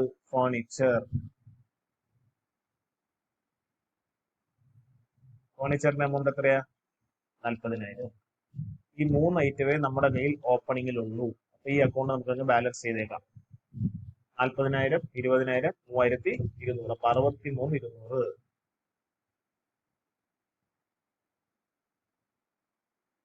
63,200. അപ്പൊ ഡിഫറൻസ് വരുന്ന എമൗണ്ട് ആയിരിക്കും നമ്മുടെ ക്യാപിറ്റൽ ഫണ്ട്. ക്യാപിറ്റൽ ഫണ്ടിന്റെ എമൗണ്ട് 63,200. അപ്പൊ ക്യാപിറ്റൽ ഫണ്ടിന്റെ എമൗണ്ട് കിട്ടി, ക്യാപിറ്റലിന്റെ എമൗണ്ട് കിട്ടി. ഇനി ഇത് വെച്ചിട്ട് നമുക്കിനി സാധാ നമ്മൾ വരയ്ക്കുന്ന ഇൻകം ആൻഡ് എക്സ്പെൻഡിച്ചർ അക്കൗണ്ടും ബാലൻസ് ഷീറ്റ് ഒക്കെ എന്ത് ചെയ്യാം, വരയ്ക്കാം. ഇനി ഒരു ഇൻകം ആൻഡ് എക്സ്പെൻഡിച്ചർ അക്കൗണ്ടും ഒരു ക്ലോസിംഗില് ബാലൻസ് ഷീറ്റ് നമുക്കിവിടെ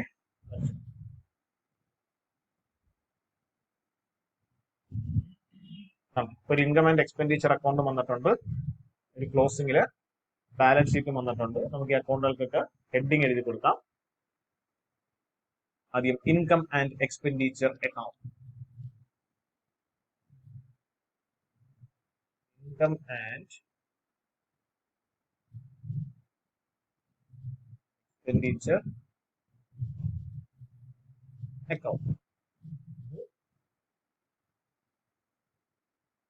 balance sheet. Balance sheet date ചെയ്ത 31st March 2019, ക്ലോസിംഗിലെ ബാലൻസ് ഷീറ്റ്. ഇനി നമുക്ക് ഇൻകം ആൻഡ് എക്സ്പെൻഡിച്ചർ അക്കൗണ്ടും ബാലൻസ് ഷീറ്റും ഓരോന്നോരോന്നായിട്ട് എഴുതാം. ആദ്യം നമുക്ക് ആ റിസീപ്റ്റ് സൈഡിൽ നിന്ന് സ്റ്റാർട്ട് ചെയ്യാം. റിസീപ്റ്റ് സൈഡിലെ ഫസ്റ്റ് ഐറ്റം ഏതാ? Balance broad down, opening item ആണ്. അത് ഓപ്പണിംഗ് ക്യാഷ് നമ്മൾ എടുത്തു. റിസീപ്റ്റ് സൈഡിലെ രണ്ടാമത്തെ ഐറ്റം എൻട്രൻസ് ഫീ. അപ്പം ഇൻകം സൈഡിലേക്ക് വന്നിട്ട് ഒന്നാമത്തെ ഐറ്റം എഴുതാം, എൻട്രൻസ് ഫീ. എൻട്രൻസ് ഫീയുടെ എമൗണ്ട് എത്രയാ? 2,300. ഇനി എൻട്രൻസ് ഫീ കഴിഞ്ഞാൽ റിസീപ്റ്റ് സൈഡിൽ അടുത്തായിട്ട് ഏതാ? സബ്സ്ക്രിപ്ഷൻ. അപ്പൊ അടുത്ത് എഴുതേണ്ടത് സബ്സ്ക്രിപ്ഷൻ.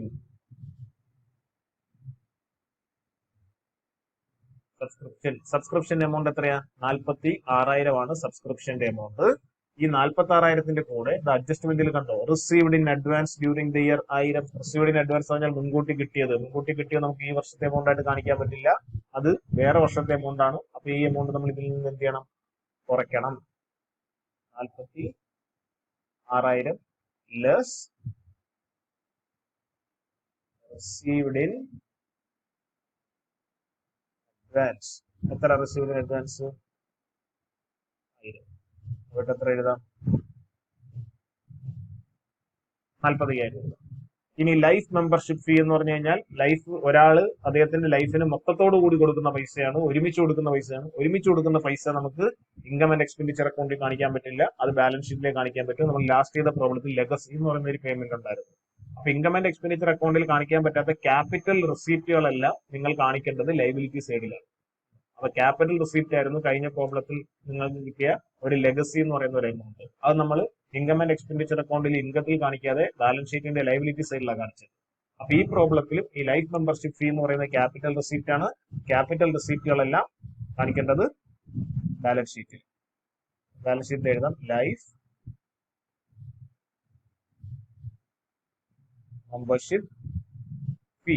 ലൈഫ് മെമ്പർഷിപ്പ് ഫീയുടെ എമൗണ്ട് എത്രയാ? 2,500. ഇനി അടുത്ത item interest received on fixed deposit. Fixed deposit കൊണ്ടിട്ട വകയിൽ ഇൻട്രസ്റ്റ് കിട്ടി, അത് നമ്മൾ ഇൻകം ആണ്. അത് ഇൻകം ആൻഡ് എക്സ്പെൻഡിച്ചർ അക്കൗണ്ടിൽ എഴുതാം. Interest on fixed deposit, FD എന്ന് പറയും. ഫിക്സഡ് ഡെപ്പോസിറ്റ് FD ഇടുക ബാങ്കിലേക്ക്, അതിന്റെ എമൗണ്ട് ആ ഒരു 200. ഇനി സെയിൽ ഓഫ് ഫേർണിച്ചർ 22,500. ഫേർണിച്ചർ വിറ്റപ്പോൾ 22,500 കിട്ടി. ഫേർണിച്ചർ വിറ്റ് കിട്ടുന്ന പൈസയൊന്നും ഇൻകം ആൻഡ് എക്സ്പെൻഡിച്ചർ കൂടി കാണിക്കാൻ പറ്റില്ല, കാരണം ഫിക്സഡ് അസറ്റ് വിറ്റ് കിട്ടുന്ന പൈസ എല്ലാം ക്യാപിറ്റൽ റിസീപ്റ്റുകളാണ്. നമുക്ക് റവന്യൂ റിസീപ്റ്റ്, റവന്യൂ പേയ്മെന്റ് മാത്രമേ ഇൻകം ആൻഡ് എക്സ്പെൻഡിച്ചർ അക്കൗണ്ടിൽ കാണിക്കാൻ പറ്റൂ. പിന്നെ വേറൊരു കാര്യം ഇവിടെ കാണിക്കാൻ പറ്റുന്നത്, ഇപ്പൊ എത്ര രൂപയ്ക്കാണ് നിങ്ങൾ വിറ്റത്? 22,500 വിറ്റത്. പക്ഷേ അവിടെ ബ്രാക്കറ്റിൽ പറയുന്നു അതിന്റെ ബുക്ക് വാല്യൂ 25,000. കണ്ടോ, ബുക്ക് വാല്യൂ 25,000 എന്ന് പറഞ്ഞാൽ അതിന്റെ അർത്ഥം 25,000 രൂപ വിലയുള്ള സാധനമാണ് നിങ്ങൾ എത്ര രൂപയ്ക്ക് വിറ്റത്? 22,500 വിറ്റത്. അപ്പൊ നഷ്ടമല്ലേ നിങ്ങൾക്ക്? എത്ര രൂപ നഷ്ടമുണ്ട്? ഒരു 2,500 രൂപയുടെ നഷ്ടമുണ്ട്. ആ ലോസ് ഇൻകം ആൻഡ് എക്സ്പെൻഡിച്ചർ അക്കൗണ്ടിൽ കാണിക്കാം, കാരണം income and expenditure account nominal account ആണ്. നോമിനൽ അക്കൗണ്ട് റൂൾ പറയുന്ന debit all expense and loss എന്ന. ലോസിന് അവിടെ സ്ഥാനമുണ്ട്. എക്സ്പെൻസ് മാത്രമല്ല, എക്സ്പെൻസിന്റെ കൂടെ നിങ്ങൾക്ക് എന്തും കാണിക്കാം, ലോസും കാണിക്കാം. ഈ ലോസ് നിങ്ങൾക്ക് ഇവിടെ കാണിക്കാം. Loss on sale of furniture. Loss on sale of furniture എത്ര രൂപയുടെ ലോസ് ഉണ്ടായി? 2,500. അതെങ്ങനെ കിട്ടിയെന്നോടെ ബ്രാക്കറ്റിൽ കാണിച്ചു. 25,000 രൂപ വിലയുള്ള അസറ്റ് നമ്മൾ എത്ര രൂപയ്ക്ക് വിറ്റു? 22,500 വിറ്റു. അപ്പൊ ഈ കച്ചവടത്തിൽ നമുക്ക് 2,500 രൂപയുടെ നഷ്ടം. അപ്പൊ ആയിട്ട് വരും, കഴിഞ്ഞു. ഇനി പേയ്മെന്റ് സൈഡിലേക്ക് വരാം. Rent and rates. അപ്പൊ എക്സ്പെൻഡിച്ചർ സൈഡിൽ അടുത്ത item rent and rates. Rent and റേറ്റ്സിന്റെ എമൗണ്ട് 21,000. അടുത്തത് ലെക്ചർ ഫീ.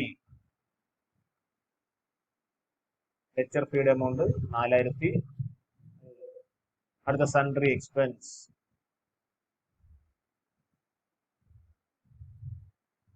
സൺട്രി എക്സ്പെൻസിന്റെ എമൗണ്ട് 7,300. അടുത്ത ഫിക്സഡ് ഡെപ്പോസിറ്റ്. ഫിക്സഡ് ഡെപ്പോസിറ്റ് എന്ന് പറഞ്ഞാൽ എവിടെയോ കൊണ്ടുപോയി നമ്മൾ പൈസ FD ഇട്ടുന്ന. ഫിക്സഡ് ഡെപ്പോസിറ്റ് ഇടുന്നതെല്ലാം നമുക്ക് അസറ്റ് ആണ്.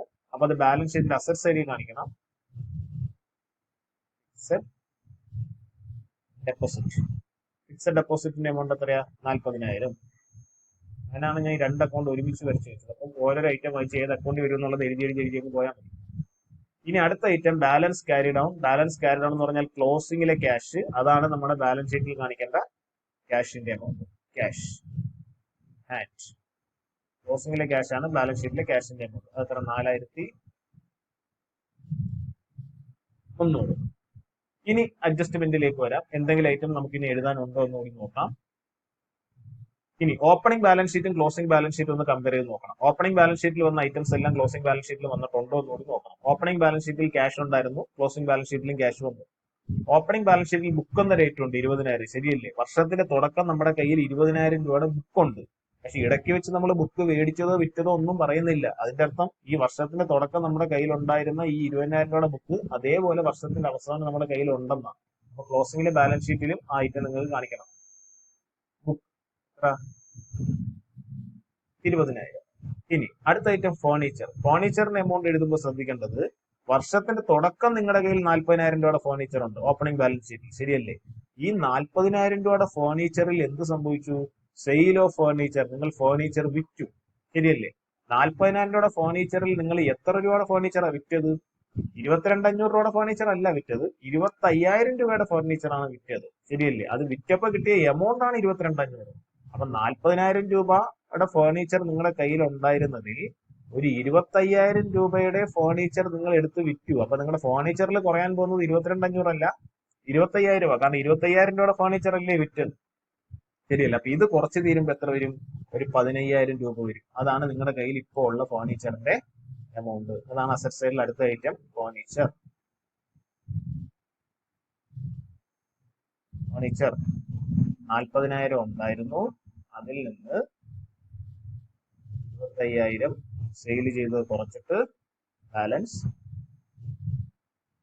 15,000. അപ്പൊ 40,000, 15,000, 4,300. ഇനി ഇപ്പുറത്തെ സൈഡിലേക്ക് വരാം. ഇവിടെ ഏതൊക്കെ എഴുതി? ലൈഫ് മെമ്പർഷിപ്പ് ഫീ ഒക്കെ എഴുതി. ഇനി ഇവിടെ ലൈബിലിറ്റി സൈഡിലേക്ക് വന്നാൽ ക്യാപിറ്റൽ ഫണ്ട്. ഇനി ഒരു 2 ഐറ്റം കൂടെ നമുക്ക് ഇവിടെ എഴുതാനുണ്ട്. അതെന്താന്ന് വെച്ച് കഴിഞ്ഞാൽ നോക്കി, subscription received in advance during the year ഒരു 1000 രൂപ ഉണ്ടോ? സബ്സ്ക്രിപ്ഷൻ റിസീവ്ഡ് ഇൻ അഡ്വാൻസ്, മുൻകൂട്ടി കിട്ടിയ പൈസ. മുൻകൂട്ടി കിട്ടിയ പൈസ നമ്മൾ ഇവിടെ എന്ത് ചെയ്തു? ഇൻകം ആൻഡ് എക്സ്പെൻഡിച്ചർ അക്കൗണ്ടിൽ ഇവിടെ നമ്മൾ ലെസ് ചെയ്തു, ശരിയല്ല? അപ്പൊ അതിന്റെ ഒരു ട്രീറ്റ്മെന്റ് കഴിഞ്ഞു. ഇനി ഇതിന് ഒരു ട്രീറ്റ്മെന്റും കൂടെ ഉണ്ട്. ഒരു പൈസ മുൻകൂട്ടി കിട്ടിക്കഴിഞ്ഞാൽ അത് നമുക്ക് ബാലൻസ് ഷീറ്റിൽ ഏത് സൈഡിൽ കാണിക്കണം? Income received in advance. Income received in advance നമ്മൾ കാണിക്കേണ്ടത് ബാലൻസ് ഷീറ്റിന്റെ ലയബിലിറ്റി സൈഡിൽ. അപ്പൊ അടുത്ത ഐറ്റം ലയബിലിറ്റി സൈഡിൽ സബ്സ്ക്രിപ്ഷൻ റിസീവ്ഡ് ഇൻ അഡ്വാൻസ്. എത്ര സബ്സ്ക്രിപ്ഷൻ റിസീവ്ഡ് ഇൻ അഡ്വാൻസ്? ഇനി നമുക്ക് ക്യാപിറ്റൽ ഫണ്ടും കൂടെ എഴുതാം.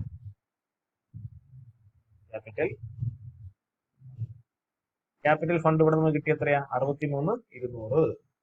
63,200. അത് ഇവിടെ എഴുതുന്നതിന് മുമ്പ് income and expenditure account balance ചെയ്തിട്ട് സർപ്ലസ് ആണോ ഡെഫിസിറ്റ് ആണോ എന്നുള്ളത് കണ്ടുപിടിക്കണ്ടേ? ആ സർപ്ലസ് ആണോ ഡെഫിസിറ്റ് ആണോ എന്നുള്ളത് കണ്ടുപിടിച്ചിട്ട് ആ ബാലൻസ് കിട്ടുന്ന എമൗണ്ട് വേണം ഇങ്ങോട്ട് എഴുതാൻ. ഓക്കെ, നമുക്ക് income and expenditure account balance ചെയ്ത് നോക്കാം. Income and expenditure account balance ചെയ്യാനായിട്ട് ഏത് സൈഡാണ് കൂടുതലെന്ന് ഇനി നോക്കണം. നമുക്ക് ഏത് സൈഡാണ് കൂടുതൽ? അതിന്റെ ഡെബിറ്റ് സൈഡിൽ എമൗണ്ട് എത്രയൊക്കെ ഉണ്ട്? അതിന്റെ ഡെബിറ്റ് സൈഡിൽ ഒരു 2,500 ഉണ്ട്, പിന്നെ ഒരു 21,000 ഉണ്ട്, പിന്നെ ഒരു 4,500 ഉണ്ട്, പിന്നെ ഒരു 7,200 ഉണ്ട് ഡെബിറ്റ് സൈഡിൽ. ഇനി ക്രെഡിറ്റ് സൈഡിലേക്ക് വന്നു കഴിഞ്ഞാൽ ഒരു 2,300 ഉണ്ട്, പിന്നെ ഒരു 45,000 ഉണ്ട്, ഒരു 500 ഉണ്ട്. അപ്പൊ ക്രെഡിറ്റ് സൈഡിലാണ് കൂടുതൽ. അപ്പൊ ടോട്ടൽ 47,800. 47,800.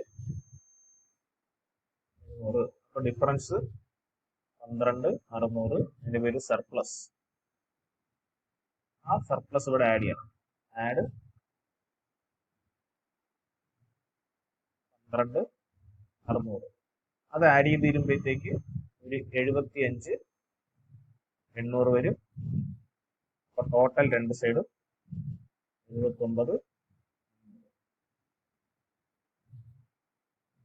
നമ്മുടെ income and expenditure account balance ഷീറ്റും കംപ്ലീറ്റ് ആയി.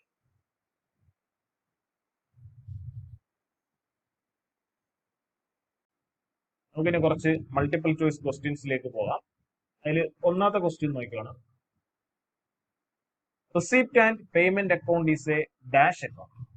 റിസീപ്റ്റ് ആൻഡ് പേയ്മെന്റ് അക്കൗണ്ട് ഏത് അക്കൗണ്ട് ആണ്? Nominal account, real account, personal account, representative personal account. Nominal account എന്ന് വെച്ചാൽ നമുക്ക് അതിന്റെ റൂൾ അറിയാം. Debit all expense and loss, credit all incomes and gains. അതാണ് നോമിനൽ അക്കൗണ്ട്. നമ്മൾ പഠിക്കുന്ന ഇൻകം ആൻഡ് എക്സ്പെൻഡിച്ചർ അക്കൗണ്ട് ഒരു നോമിനൽ അക്കൗണ്ടാണ്. Income and expenditure account nominal account. അവർ ചോദിച്ചിരിക്കുന്നത് റിസീപ്റ്റ് ആൻഡ് പേയ്മെന്റ് അക്കൗണ്ട് ഏത് അക്കൗണ്ടാണ് ചോദിച്ചിരിക്കുന്നത്. റിസീപ്റ്റ് ആൻഡ് പേയ്മെന്റ് അക്കൗണ്ട് ഏത് അക്കൗണ്ട് എന്ന് ചോദിച്ചാൽ receipt and payment account is a real account. കാരണം എന്താണെന്ന് വെച്ച് കഴിഞ്ഞാൽ റിയൽ അക്കൗണ്ടിന്റെ റൂൾ ആണ് പറയുന്നത് debit what comes in credit what goes out. ശരിയല്ലേ? Debit what comes in, credit what goes out. നിങ്ങളൊരു റിസീപ്റ്റ് ആൻഡ് പേയ്മെന്റ് അക്കൗണ്ട് വരയ്ക്കുമ്പോൾ അതിന്റെ ഡെബിറ്റ് സൈഡിൽ റിസീപ്റ്റും ക്രെഡിറ്റ് സൈഡിൽ പേയ്മെന്റും അല്ലേ എഴുതുന്നത്. അപ്പൊ ഡെബിറ്റ് സൈഡിൽ റിസീപ്റ്റ് എഴുതിയാൽ ഈ റിസീപ്റ്റുകളെല്ലാം നിങ്ങൾക്ക് കിട്ടുന്ന പൈസയല്ലേ, കംസ് ഇൻ, വരുന്ന പൈസകളല്ലേ. അപ്പൊ ഈ വരുന്ന പൈസകളെല്ലാം നിങ്ങൾ എന്ത് ചെയ്യുന്നു, ഡെബിറ്റ് ചെയ്യുന്നു. ഈ പേയ്മെന്റ് എല്ലാം നിങ്ങൾക്ക് പോയ പൈസയല്ലേ, ഗോസ് ഔട്ട് അല്ലേ, അതിനെല്ലാം നിങ്ങൾ എന്ത് ചെയ്തു, ക്രെഡിറ്റ് ചെയ്തു. ശരിയല്ല? അപ്പൊ റിയൽ അക്കൗണ്ടിന്റെ റൂൾ നിങ്ങൾ ഫോളോ ചെയ്യുന്നത് എവിടെയാ, റിസീപ്റ്റ് ആൻഡ് പേയ്മെന്റ് അക്കൗണ്ട്. അപ്പൊ റിസീപ്റ്റ് ആൻഡ് പേയ്മെന്റ് അക്കൗണ്ട് ഏത് അക്കൗണ്ടാണ്, റിയൽ അക്കൗണ്ട് ആണ്. ഇനി receipt and payment account records receipt and payments of. Receipt and payment അക്കൗണ്ടിൽ എങ്ങനെയുള്ള റിസീപ്റ്റും പേയ്മെന്റും ആണ് റെക്കോർഡ് ചെയ്യുന്നത്. ഒന്ന്, റവന്യൂ നേച്ചർ. നമുക്കറിയാം റവന്യൂ നേച്ചർ എന്ന് പറഞ്ഞാൽ ആവർത്തിച്ചുണ്ടാകുന്നത്. രണ്ട്, ക്യാപിറ്റൽ നേച്ചർ. ക്യാപിറ്റൽ നേച്ചർ എന്ന് പറഞ്ഞാൽ ആവർത്തിക്കാതെ വല്ലപ്പോഴും ഉണ്ടാകുന്നത്. Both revenue and capital nature എന്ന് പറഞ്ഞാൽ ആവർത്തിച്ചുണ്ടാകുന്നതും വല്ലപ്പോഴും ഉണ്ടാകുന്നതും. റിസീപ്റ്റ് ആൻഡ് പേയ്മെന്റ് അക്കൗണ്ടിൽ നമ്മൾ പ്രിപ്പയർ ചെയ്യുമ്പോൾ നമ്മൾ അത് റിസീപ്റ്റ് ആണോ പേയ്മെന്റ് ആണോ എന്ന് മാത്രമേ നോക്കാറുള്ളൂ. അത് കിട്ടിയതാണോ കൊടുത്തതാണോ എന്ന് മാത്രമേ നോക്കാറുള്ളൂ. അത് ക്യാപിറ്റൽ ഐറ്റം ആണോ റവന്യൂ ഐറ്റം ആണോ എന്നൊന്നും നമ്മൾ എന്ത് ചെയ്യാറില്ല, നോക്കാറില്ല. അതിന്റെ അർത്ഥം ക്യാപിറ്റൽ ഐറ്റവും റവന്യൂ ഐറ്റവും എല്ലാം നമ്മൾ അവിടെ എന്ത് ചെയ്യും, റെക്കോർഡ് ചെയ്യും. അപ്പൊ correct answer both revenue and capital items are ആണ് കറക്റ്റ് ആൻസർ. രണ്ട്, balance of receipt and payment account indicates. ഒരു റിസീപ്റ്റ് ആൻഡ് പേയ്മെന്റ് അക്കൗണ്ടിന്റെ ബാലൻസ് എന്തിനെയാണ് സൂചിപ്പിക്കുന്നത്? എന്താണ് റിസീപ്റ്റ് ആൻഡ് പേയ്മെന്റ് അക്കൗണ്ടിന്റെ ബാലൻസ് സൂചിപ്പിക്കുന്നത്? ഓപ്പണിംഗിൽ നിങ്ങളുടെ കയ്യിൽ എത്ര രൂപയുടെ ക്യാഷ് ഉണ്ട്, അതാണ് നിങ്ങളെ ഓപ്പണിംഗ് ബാലൻസ് ആയിട്ട് നിങ്ങൾ ആദ്യം എഴുതുന്നത്. ഇനി ഈ വർഷം നിങ്ങൾക്ക് കിട്ടിയ പൈസകളെല്ലാം നിങ്ങൾ 1 by 1 ആയിട്ട് ഡെബിറ്റ് സൈഡ് എഴുതും. നിങ്ങൾ കൊടുത്ത പൈസകളെല്ലാം 1 by 1 ആയിട്ട് ക്രെഡിറ്റ് സൈഡ് എഴുതും. എല്ലാം പോയിട്ട് നിങ്ങളുടെ കയ്യിൽ ബാലൻസ് വരുന്ന എമൗണ്ട് എന്ന് പറയുന്നത് എന്താണ്? നിങ്ങളുടെ കയ്യിൽ മിച്ചം എത്ര രൂപയുടെ ക്യാഷ് ഉണ്ടോ അതാണ് നിങ്ങളുടെ റിസീപ്റ്റ് ആൻഡ് പേയ്മെന്റ് അക്കൗണ്ടിൽ ബാലൻസ് വരുന്ന എമൗണ്ട്. അപ്പൊ റിസീപ്റ്റ് ആൻഡ് പേയ്മെന്റ് അക്കൗണ്ടിൽ ബാലൻസ് വരുന്ന എമൗണ്ട് മീൻസ് നിങ്ങളുടെ കയ്യിൽ അവൈലബിൾ ആയിട്ടുള്ള cash balance. Okay, receipt and payment അക്കൗണ്ടിന്റെ ബാലൻസ് എന്തിനാണ് ഡിനോട്ട് ചെയ്യുന്നത്? Loss incurred during the year ആണോ? അല്ല. Excess of income over expenditure ആണോ? ഇൻകം എക്സ്പെൻസ് തമ്മിലുള്ള വ്യത്യാസമാണോ? അല്ല. Total cash payment during the period ആണോ? ഒരു വർഷം നിങ്ങൾ കൊടുത്ത മൊത്തം ക്യാഷ് പേയ്മെന്റ് ആണോ? അത് അല്ല. Cash and bank balance as on date. As on date, ഏതെങ്കിലും ഒരു പർട്ടിക്കുലർ ഡേറ്റിലെ നിങ്ങളുടെ കയ്യിലുള്ള ക്യാഷിന്റെയും ബാങ്കിന്റെയും ബാലൻസ് എത്രയാണോ അതാണ് ഏത് അക്കൗണ്ട് കാണിക്കുന്നത്? Receipt and payment account. അടുത്ത ചോദ്യം, ഇൻകം ആൻഡ് എക്സ്പെൻഡിച്ചർ അക്കൗണ്ട് ഏത് അക്കൗണ്ട് ആണ്? അത് നമ്മൾ നേരത്തെ പറഞ്ഞു കഴിഞ്ഞു. Income and expenditure account is a nominal.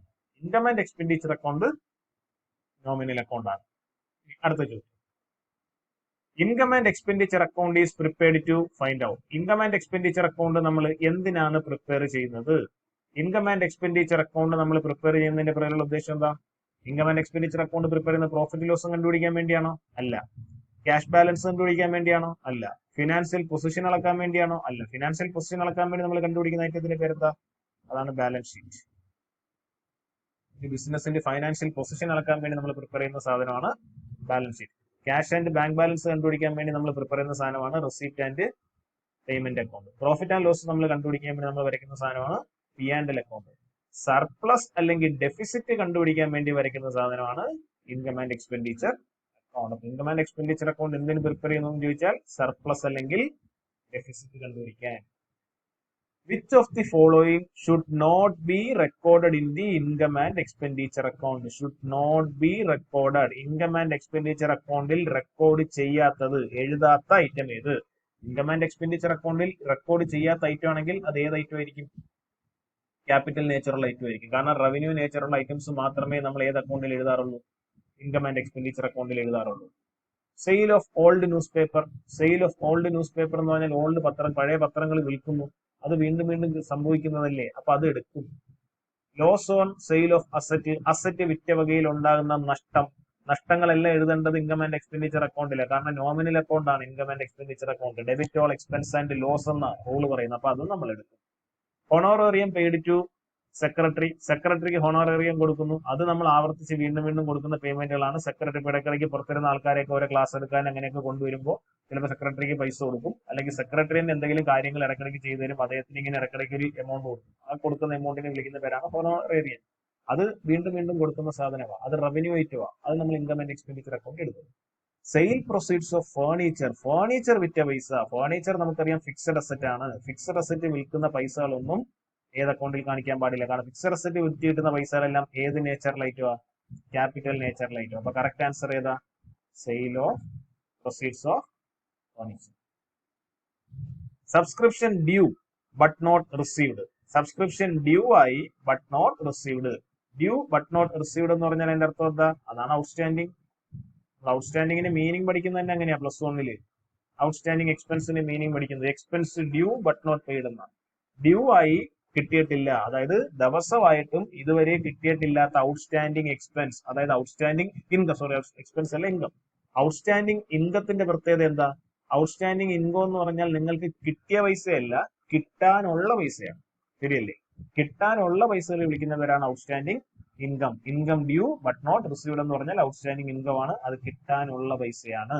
കിട്ടാനുള്ള പൈസ നമുക്ക് അസറ്റ് ആണോ ലയബിലിറ്റി ആണോ? കിട്ടാനുള്ള പൈസകളെല്ലാം നമുക്ക് എന്താണ്? അസറ്റ് ആണ്.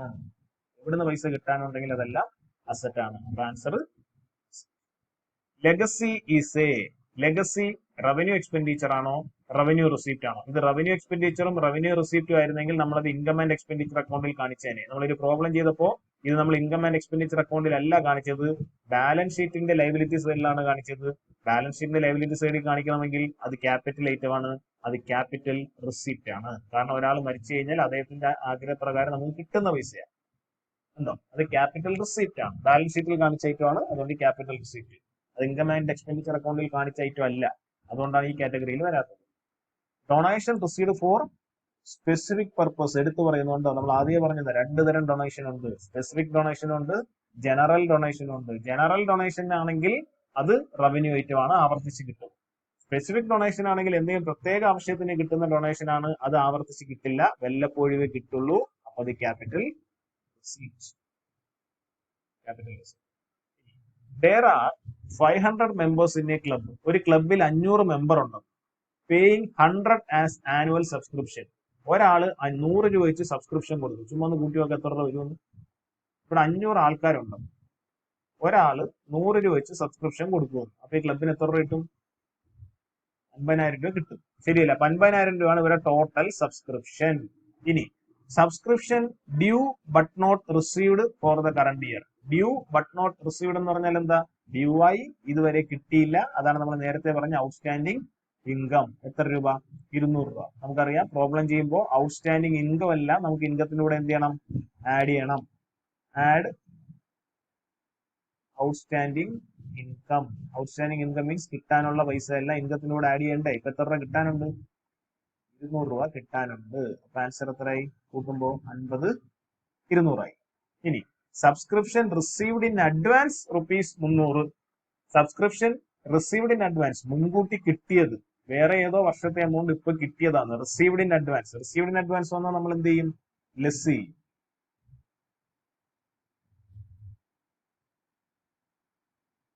റിസീവ്ഡ് ഇൻ അഡ്വാൻസ് എത്രയത്? 300. അപ്പൊ 50 200-ൽ നിന്ന് 300 കുറച്ച് കഴിഞ്ഞാൽ ബാക്കി എത്ര വരും? 49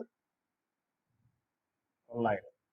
find out the amount of subscription to be shown in the income and expenditure account. Income and expenditure അക്കൗണ്ടിൽ നിങ്ങൾ കാണിക്കുന്ന സബ്സ്ക്രിപ്ഷന്റെ എമൗണ്ട് എത്ര? എത്ര നമുക്ക് കിട്ടിയത്? 49 900. ഇതാണ് നമ്മുടെ ആൻസർ. അപ്പൊ കുറെ ഒബ്ജക്റ്റീവ് ടൈപ്പ് ക്വസ്റ്റ്യൻസ് നമ്മൾ വർക്ക്ഔട്ട് ചെയ്യും. ഇനി ഈ ചാപ്റ്ററിനകത്തുള്ള കുറെ പ്രോബ്ലംസ് നിങ്ങൾ വർക്ക്ഔട്ട് ചെയ്ത് നോക്കണം. പ്രോബ്ലംസ് വർക്ക്ഔട്ട് ചെയ്തിട്ട് എന്തെങ്കിലും ഐറ്റത്തിൽ ഏതെങ്കിലും അക്കൗണ്ടിലാണ് എടുക്കുന്നത്, എങ്ങനെയാണ് എടുക്കേണ്ടത് എന്നുള്ള ഡൗട്ടോ എന്തെങ്കിലും കാര്യങ്ങളുണ്ടെങ്കിൽ അതെല്ലാം കൃത്യമായി വിളിച്ച് ചോദിക്കണം. അല്ലെങ്കിൽ ഡൗട്ടുള്ള കാര്യങ്ങളെല്ലാം പറയുകയാണെങ്കിൽ അതിന് നമ്മളൊരു സെപ്പറേറ്റ് വീഡിയോ തന്നെ ഇട്ടുതരും. ഡൗട്ടുകൾക്കെല്ലാം വെച്ചുകൊണ്ട് സെപ്പറേറ്റ് ഒരു വീഡിയോ ആയിട്ട് തന്നെ ഇട്ടുതരും. ഇതായപ്പോഴത്തേക്ക് നമ്മുടെ accounts of non profit organisation എന്ന് പറയുന്ന ഒരു ചാപ്റ്റർ